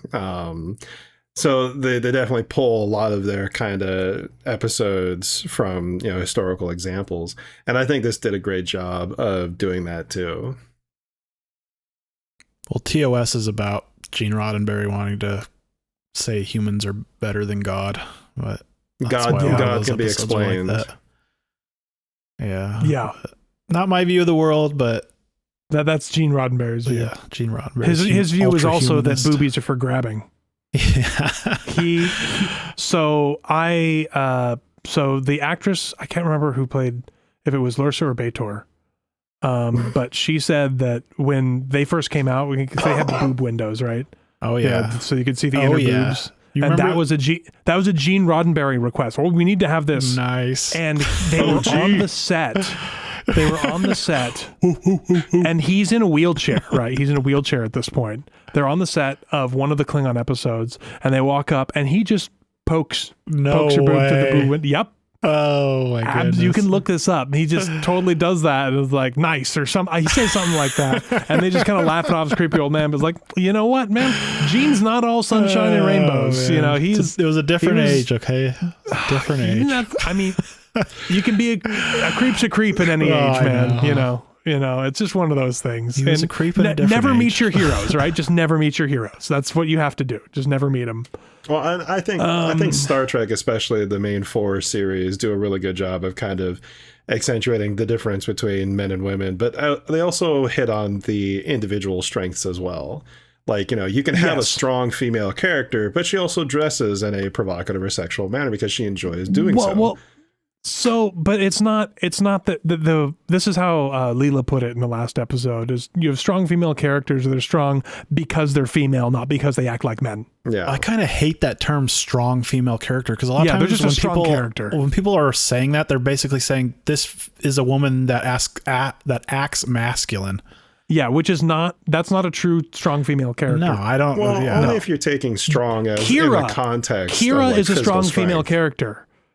Dax is a strong female character. I would say not Crusher. Yar, even though we don't see her much. B'Elanna Torres, 7 of 9, Janeway. Those are all decent examples of but strong female characters. There's also plenty of examples of weak male characters. Like Yes. So when you say strong female character, you can say the same thing with like a strong male character, like Picard, Riker, super angry Cisco. You can go those kind of examples, but strength in the form of like defining it as masculine only if you're really limiting it to the physical strength and like imposing nature. But strength of character, I think, is something that remains prevalent through all Star Trek series. So I'm kind of, maybe I'm disagreeing with you guys a bit. This could be a whole long conversation, but like, why is Kira a strong female character, quote unquote, but Keiko isn't? I don't. Why? I wouldn't say Keiko's weak. She's just very doubtful of herself. I think it's because the way we view that is because someone who's really driven. Kira's behavior is what we typically think of as masculine behavior, and Keiko's isn't. And I don't like the idea that Kira is a better character than Keiko because her behavior is more masculine than Keiko's, I think. No, it's because Kira displays traits. It's not a great analogy because Keiko's not the most interesting written character in the show, but let's say a character that's like Keiko that's interesting. Okay, in this hypothetical. So that's so a strong female character is a character who's interesting, right? That, to me, that's the definition of. Okay, that's your view. It's not that the character is a strong female. It's a strong character. Right? Okay. Someone you can either identify with or look up to or be inspired by. To kind of piggyback off that. If you look at the original series, a lot of the female characters in the original series are just kind of there. Those are not strong female characters. Uhura is a strong female character once they start letting her do more than answer the phone. Right? So it's not about strength or aggression. It's about like, oh, look, she goes out and she gets what she wants because she works for it. And she's willing to either face the consequences or she reaches out to help others. Whatever it is that inspires you about that character, that's what the strength of character comes from. It's not about, I'm strong. It's not about how many butts can she kick, right? When Dax is out dating every male in Deep Space Nine, she's not being weak, right? She's not being strong because she's doing that, but some people are inspired buy that because she wants to experience things, and people are like, oh, cool, I want to experience things too. I think that's interesting. I think it's great that she doesn't have to make excuses for doing stuff like that, right? So it's I guess I agree that it's not a great term. My point of contention is the view that having that kind of personality is superior to not having that personality. Like the fact that Keiko is a more submissive personality, I don't think that makes. I mean, that's subjective, her right? Less powerful character. Now I keep using Keiko, but I mean that's subjective, and that comes down to personal taste, right? To me, like if we're talking about for a romantic partner, a submissive romantic partner, it sounds horrible to me. I like having someone who's strong, who snaps back and can play and do all sorts of other things, who takes care of herself, who tells me to shut up when I need to shut up. I like that, but not everybody does. And it's not bad if somebody doesn't do those things. It isn't. But I feel like there is a belittling of female characters in fiction that don't act that way. That they're like a less kind of valuable that kind of character. That I don't appreciate. Again, I think it kind of comes down to the admirable trait part of it, where if you see if a person behaves a certain way, like for me as a guy, if a guy behaves in a way that I'm like, oh, you're weak-willed, you're weak-minded, it's one of those ones where like Bashir in the first 3 episodes. I think less of that character, or like what the hell is that engineer's name from TNG? I hate that guy. You know what I'm talking about. Jordy? Are you talking about Jordy? Say it again. Sorry. Jordy's kind of a weak guy. No, Jordy's kind of a weak guy early on, but it's the guy who's like always fearful of everything and has like that trait. Broccoli. Yes, Broccoli. Thank you. He has a redemption arc in Voyager, and it's actually pretty good. Yeah, it's actually pretty good. Again, but it's that thing. Like I recognize it as a guy. I'm like, okay, those are not admirable traits in a person. You know, he's not brave, he's not courageous, he has his moments maybe, but I can't identify with that character. But when you see and he's a weak a weak male character, not because he's acting female, but because he's displaying traits that are not considered admirable. Yeah, and we point out strong female characters just because in media typically women have always been presented in a specific fashion and men have always been presented in a specific fashion. So it's when they step out of those norms, when you have like a weak male character or a strong female character, we kind of, you know, I've begun to recognize that. And not that I'm really all about, you know, all women should be strong female and all men should be weak male. And no, I don't think there's a balance. I think a good character it's not about being weak or strong, right? It's about people are just people, and we should celebrate admirable traits in people no matter what those admirable traits are and what those people are, right? That's my view exactly. But I think society views it as women characters that have traditionally masculine behavior are to be more glorified or admired than women that have more traditionally feminine type of more submissive behavior. I will give you that in today's society that is probably true. Yeah. And I don't think that's fair. I don't disagree with that. I think anytime you take something, because originally, if we're talking specifically about feminism, right? Originally, feminism, the idea was to bring women up to the level of men in society. Not saying that women were inherently inferior or that men were superior, but the idea was equality of opportunity, right? And equal rights. Somewhere along the way, that in certain areas, in certain parts of media or culture, that has turned into, if you act like man, you are strong, which I feel is absolutely the opposite of where feminism started. And it's weird to me. Yes. So that's kind of... Michael learned that when he listens to our last episode, we talked about that. Yeah. So does anyone else have any other thoughts on Act 5? Because we do have the ending questions, which are some of my favorite things. And I am going to have to start cooking dinner eventually. I think we covered it pretty good.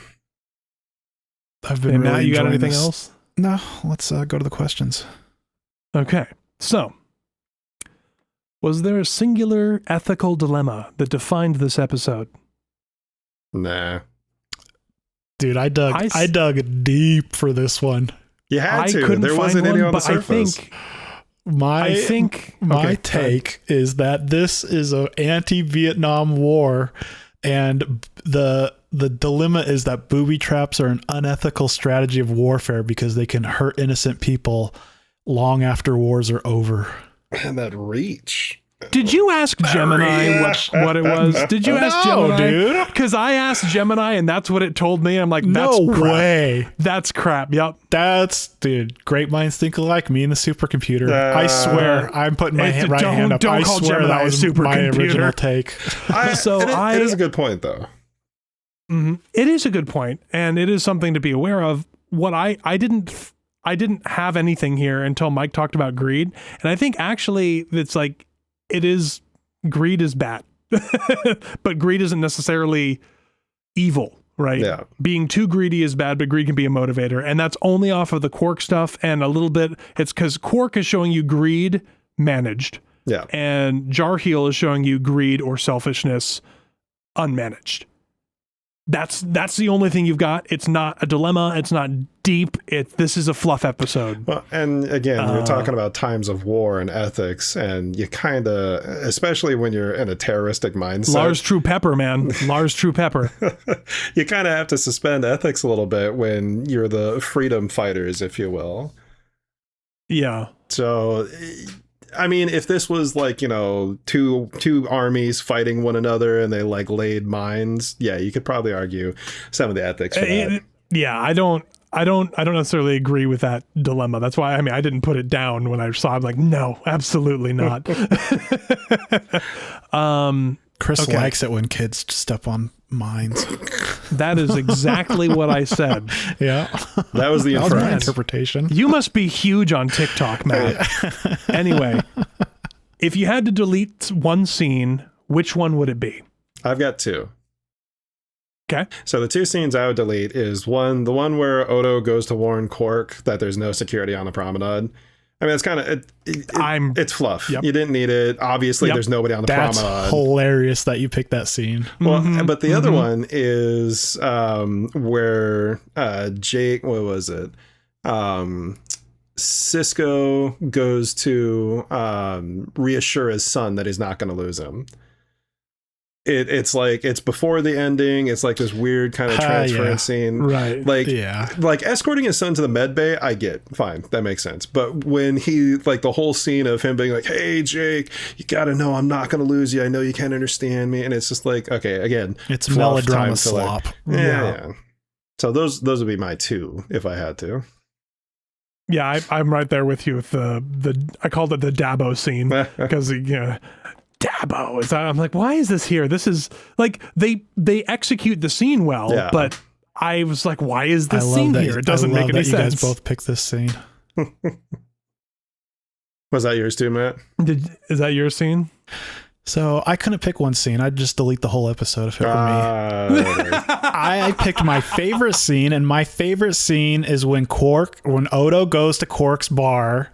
The scene that you guys both picked as to delete is my favorite scene in the episode. And Odo is, I think it's funny. Odo is playing Dabo, and he, from my understanding, you say Dabo when you win. And yes. So I'm assuming he's saying it sarcastically because he's losing. So the first watch through, and when the scene happens, I'm thinking like, oh, he's saying Dabo and he's mad that he won because the game is supposed to be rigged for people to lose. And he's like mad that the board's not working correctly or something like that. It's like, dang it, why am I winning? I should be losing right now. But I like that scene. I just thought that was one of those scenes that made me smile. And I mean, fair. You're wrong, but fair. Why am I wrong? What is there not to like about that? It's not needed. Exactly. It's not That's needed why for the episode. And the fluff is the only thing I enjoyed about this episode. Oh, come on. The banter between Quark and Odo was so much better in all of the other scenes. That's the fluff, though. So which scene was the one that you wanted? You just, the whole episode, you didn't pick one? I couldn't pick one scene. There's no scene that really specifically stands out as like unnecessary. Fair enough. Because that scene is is narratively necessary. Well, because they're setting up they're establishing Quark and Odo's friction, which comes in later when Odo comes and helps, or when Quark comes and helps Odo. Are they establishing Quark and Odo's friction, or have they've had friction the whole episode? That scene is specifically to set up that you would not expect Quark to come and help Odo. That's the point of that scene in the narrative. Sure, but you wouldn't expect him to come help anyway with all of the other interactions. These episodes are syndicated. These episodes aren't syndicated, so someone watching they have to write this episode. I'm not even talking about other episodes. The Quark and Odo have like 3 different oppositional run-ins in this episode. Yeah. At least 2 of them before that. Yeah. So you don't need it for the episode. What? But that's your favorite, and that's fine. That's funny because you answered the next question ahead of us. You jumped ahead. Yeah. So, Mike, what was your favorite scene? It's going to be that one where Quark responds to Odo's call for help. Because again, that desperation in Odo's voice, he's like, I'm way out of my depth here. And who comes to help? Quark comes to save the day. And again, the whole like energizing, like that. Yes. I don't think that scene means as much without the scene in the bar. But you happens almost directly before. But that's okay. It doesn't need to mean as much. The scene itself stands on its own. And we've talked about greed in this episode. This is an example of the merchant within prioritizing his own survival over his greed. And he doesn't take advantage of being the only one with any access to the command operation computers. Like they never establish that, or they never talk about it again. Yep. Can you imagine just Quark on a day-to-day being like, I'm in ops and there's no one else here? Oh my, he has like this small orgasm as he's like just like inputting all the commands, and he's just rubbing his ear as he's touching controls. Like but he apparently he stays true to his whole thing of trying to be a good guy in this episode. That's my favorite episode, or my favorite part of this episode. Yeah. I agree. It was my favorite laugh line of the episode, and Quark and Odo are my favorite on screen together in this whole episode.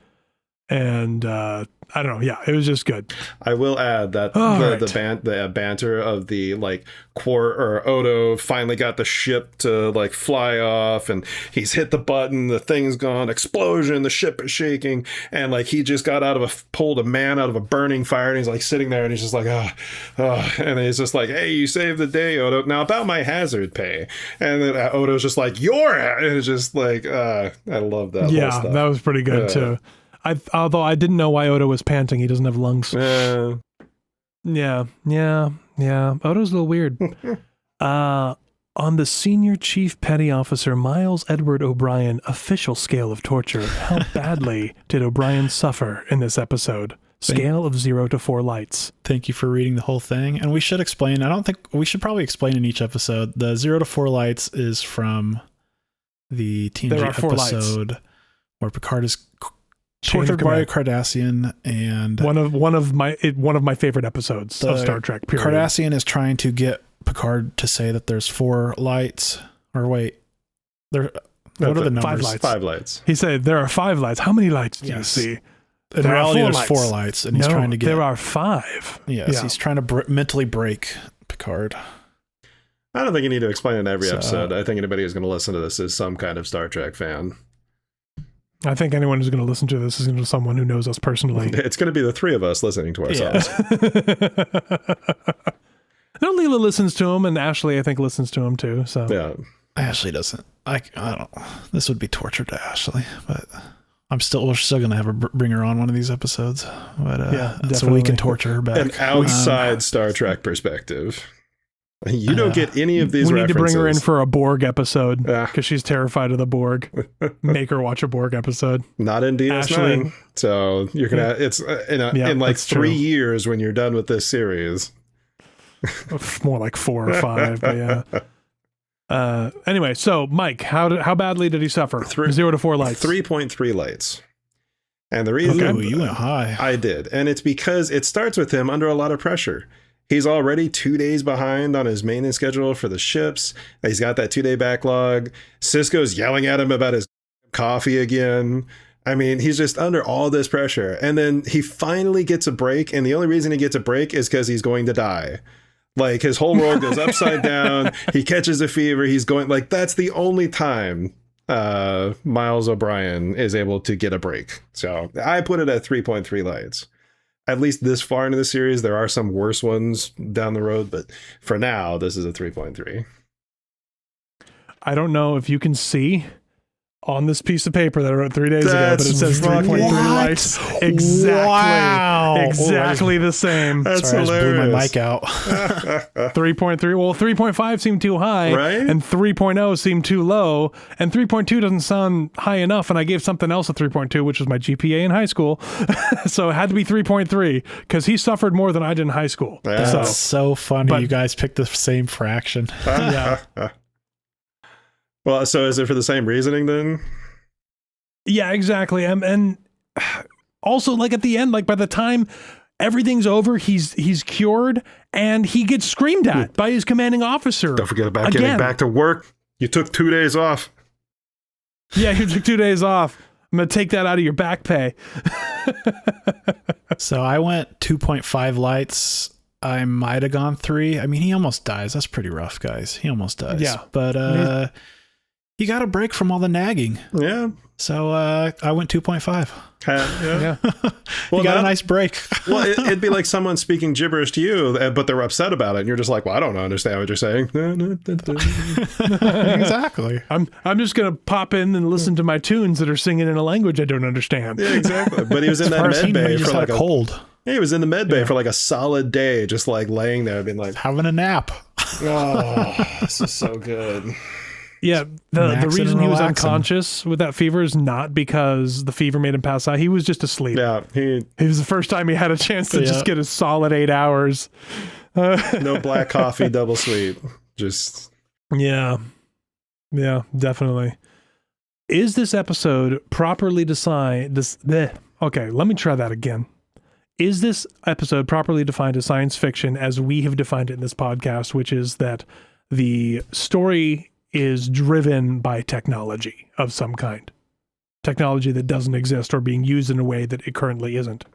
So I don't think so. I think you could take this aphasia and make it like a witch's curse. And then they have to hunt down the witch to remove the hex. I don't think I mean, the only thing that's really technological is the virus itself, the virus generator that is necessary to the narrative. So it's a question of, do you think that is enough technology that the narrative couldn't exist without it?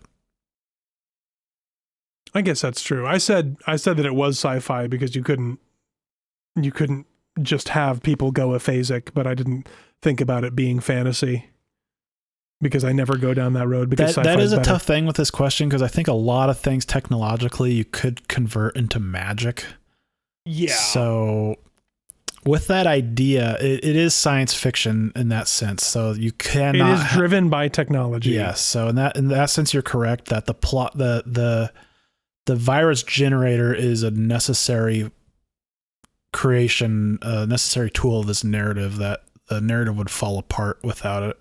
I disagree. I think that this was not a very science fiction episode. The only part of it that was science fiction for me that you couldn't translate would be the ship exploding, and that was going to end everybody's life. Like, it's kind of hard to translate that into more of a fantasy. It wasn't really attached to the rest of the plot, yeah, which is why it's it was like our weird. castle is, there's a cart that's super glued to our castle, and it's going to explode if we don't. Like, this semi-truck's trying to back out of the loading dock, but it's stuck, and it might take apart half the building, man. Exactly. Yeah. So, and the driver won't stop driving.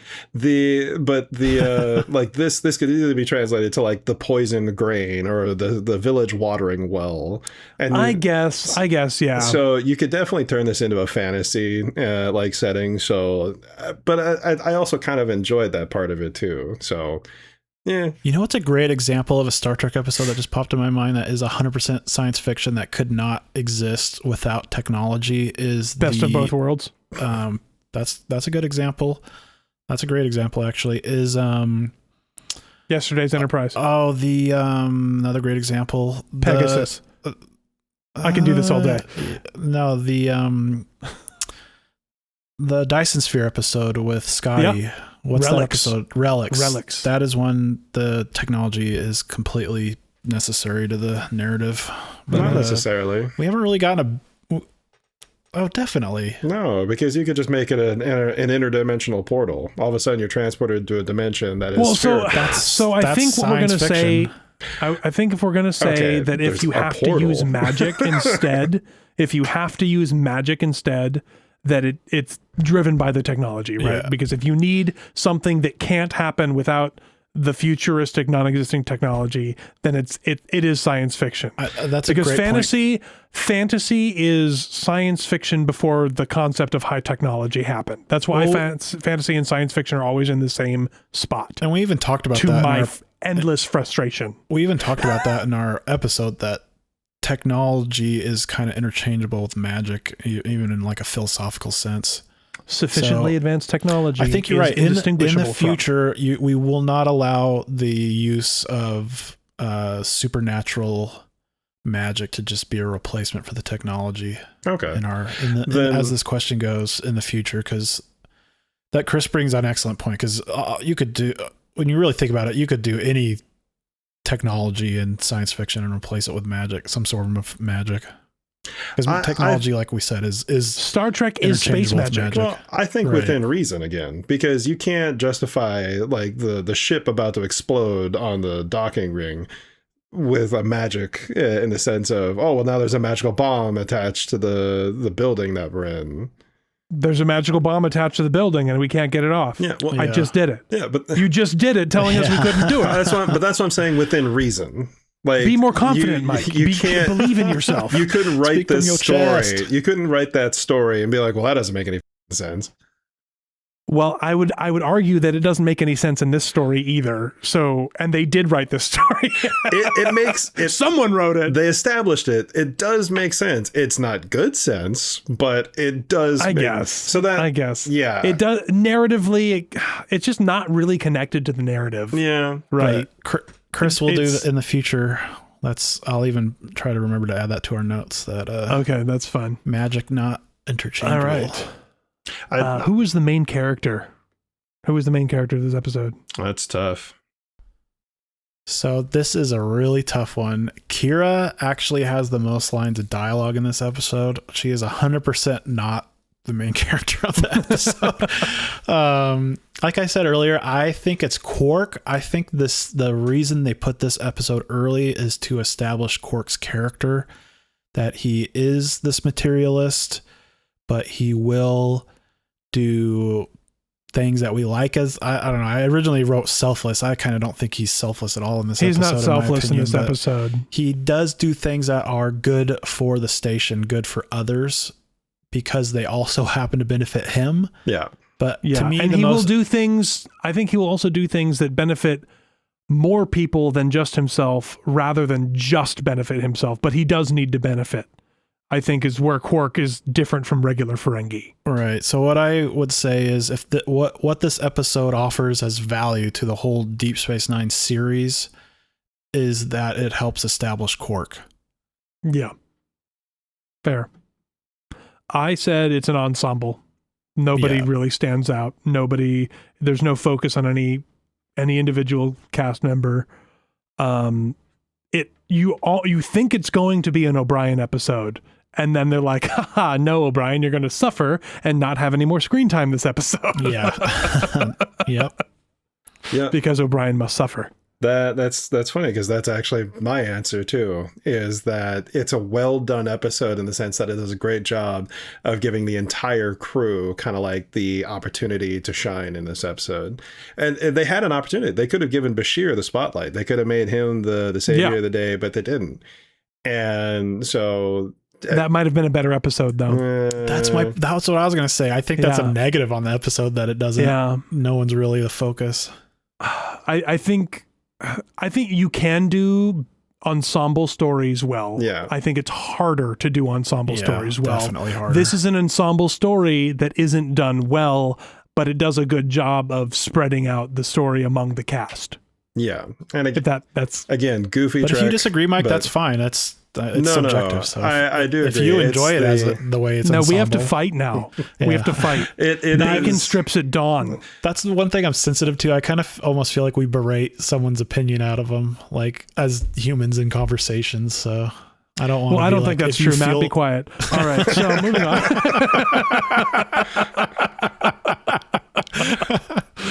So yeah, if Mike feels that way, I mean, he's totally justified. He's not wrong. Well, everyone's entitled to their incorrect opinions, right? That's what we talked about was people who like Star Wars more than Star Trek. But the funny thing is that I kind of find myself in a blend between the two, because I definitely think this was a very Quark establishing episode. I think it was a very good episode in establishing the Quark-Odo dynamic and relationship.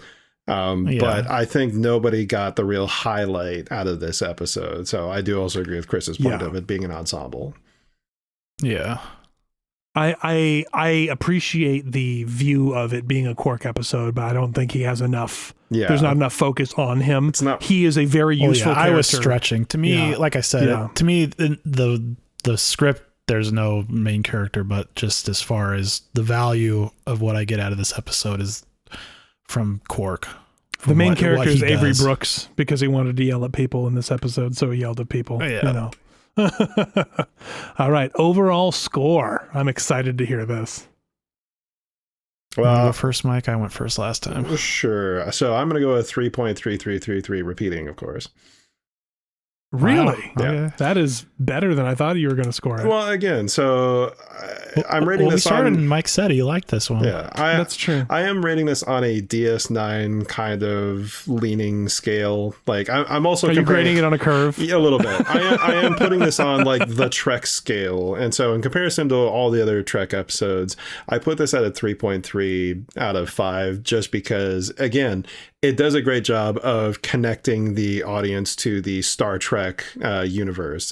This is a goofy Trek episode. They're going to find some way to kind of resolve this in the end. And they have great banter. So it didn't establish it being DS9. It didn't, incredibly develop one character or anything like that. So for me, it did a good job of solidifying DS9 as a Trek-based episode, because it's episodic. It's not an overarching story. It's purely this happens and it'll never be referenced again. I rated 2.8. Not too far off. Because 3 is average to me. 3 is your average Star Trek episode. 3 is an average episode of television, and this is just a little below average. I think it's just not very good. It's not.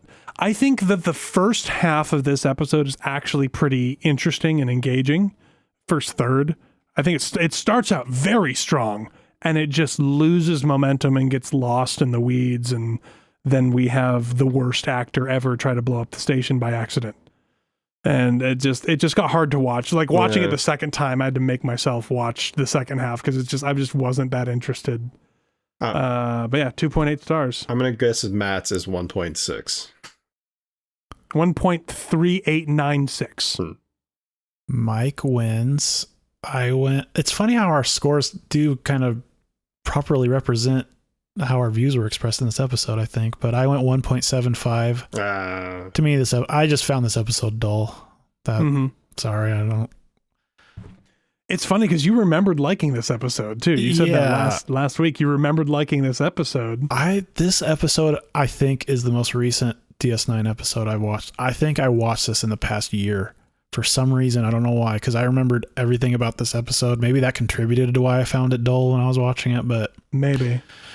I don't know, not my jam. There's nothing like I didn't watch it and go like, oh man, this just sucks, and there's nothing like offensive about it. Like the way there are some like really bad first season TNG episodes that are just straight up offend me when I watch it. But this, I don't know. To me, it was just dull, in my opinion. Fair enough. Yeah, I think the last episode, to me, the previous one, I think that one was worse than this one. I think Man Alone was for whatever reason, I like that episode more than this one. Yeah, fair enough. We can be different. I was joking when I told you to shut up, by the way, Matt. I didn't want to hurt your feelings. No, with the Borg, we need to be the same hive mind. Well, that's why we have Mike here, because we know we're hive mind too much. This is Although probably the I'm first. I glad- kind of like this because this is our first episode, I think, where you and We're me pretty haven't different. just been, because you and me have been almost exactly the same on every episode. But I think this is the first Yeah. one where we differed a little, so that's good. Yeah. I bring a little bit of that old school TOS feel to it, but somehow still agree with Chris on a lot of stuff. Does anyone else smell bacon? I don't smell it The anymore. joke, by the way, It's part of. to anyone who doesn't understand is So we have. Mike has a bacon company. Yeah, I was gonna say. and So we his have almost bacon's no amazing. we have almost no listenership, but and there are probably the only people listening in the Dakotas are you. Yeah. But why don't you pimp your bacon and like your Yeah, website go for and it. whatnot? Sure. So my name is Mike Nash. I'm the founder and owner of Nash Family Bacon. Our big thing is we make thick cut bacon, kind of artisanal, if you will. We cut it 1/4 of an inch thick, which is 4 times thicker than what you normally find in stores. We also do a dry rub cure versus standard injection. It has a much better flavor. So I turned a hobby into a business, and we're doing pretty well. We actually are just about to get greenlit to start selling in grocery stores. So we do ship all over the country, but that's kind of a tough sell just because it has to ship 2-day air. So let me figure out the supply chain over the next couple of years, and we'll probably get that to do better. But yeah, if you guys like bacon and want to try something out, feel free to hit us up at nashfamilybacon.com.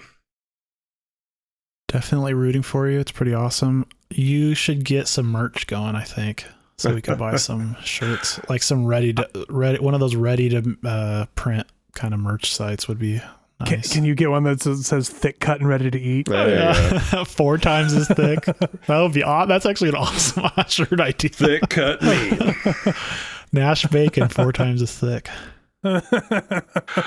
Oh man, I tell you, marketing is not my strong suit. That's why I have a marketing company handle some of that stuff. Because Yeah. Well, this was fun. I was happy to have you here, Mike. We're gonna have Mike on a lot more, I think. I really like this.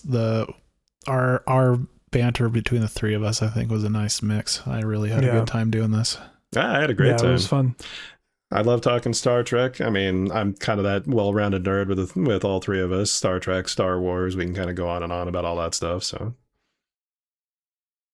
I won a Star Trek convention trivia contest once. I was at a heard. Star Trek convention. Did you? In first place. Yes, I I remember won that. $50. That's awesome. Actually, that's actually I was the awesome. biggest nerd in the building. Was that the one in Canada? Yeah, where I fist bumped William Shatner. Dude, that's so awesome. You won that. Yeah, that's where I hung out with Vaughn Armstrong, the guy we talked about in the second episode. The world record most Star Trek characters played. Yeah. Anyway, I gotta go, so we gotta wrap this up. But thanks for listening, everybody, and we will see you, hear you. You'll be present next week for Chris and Matt talk about that. Bye-bye.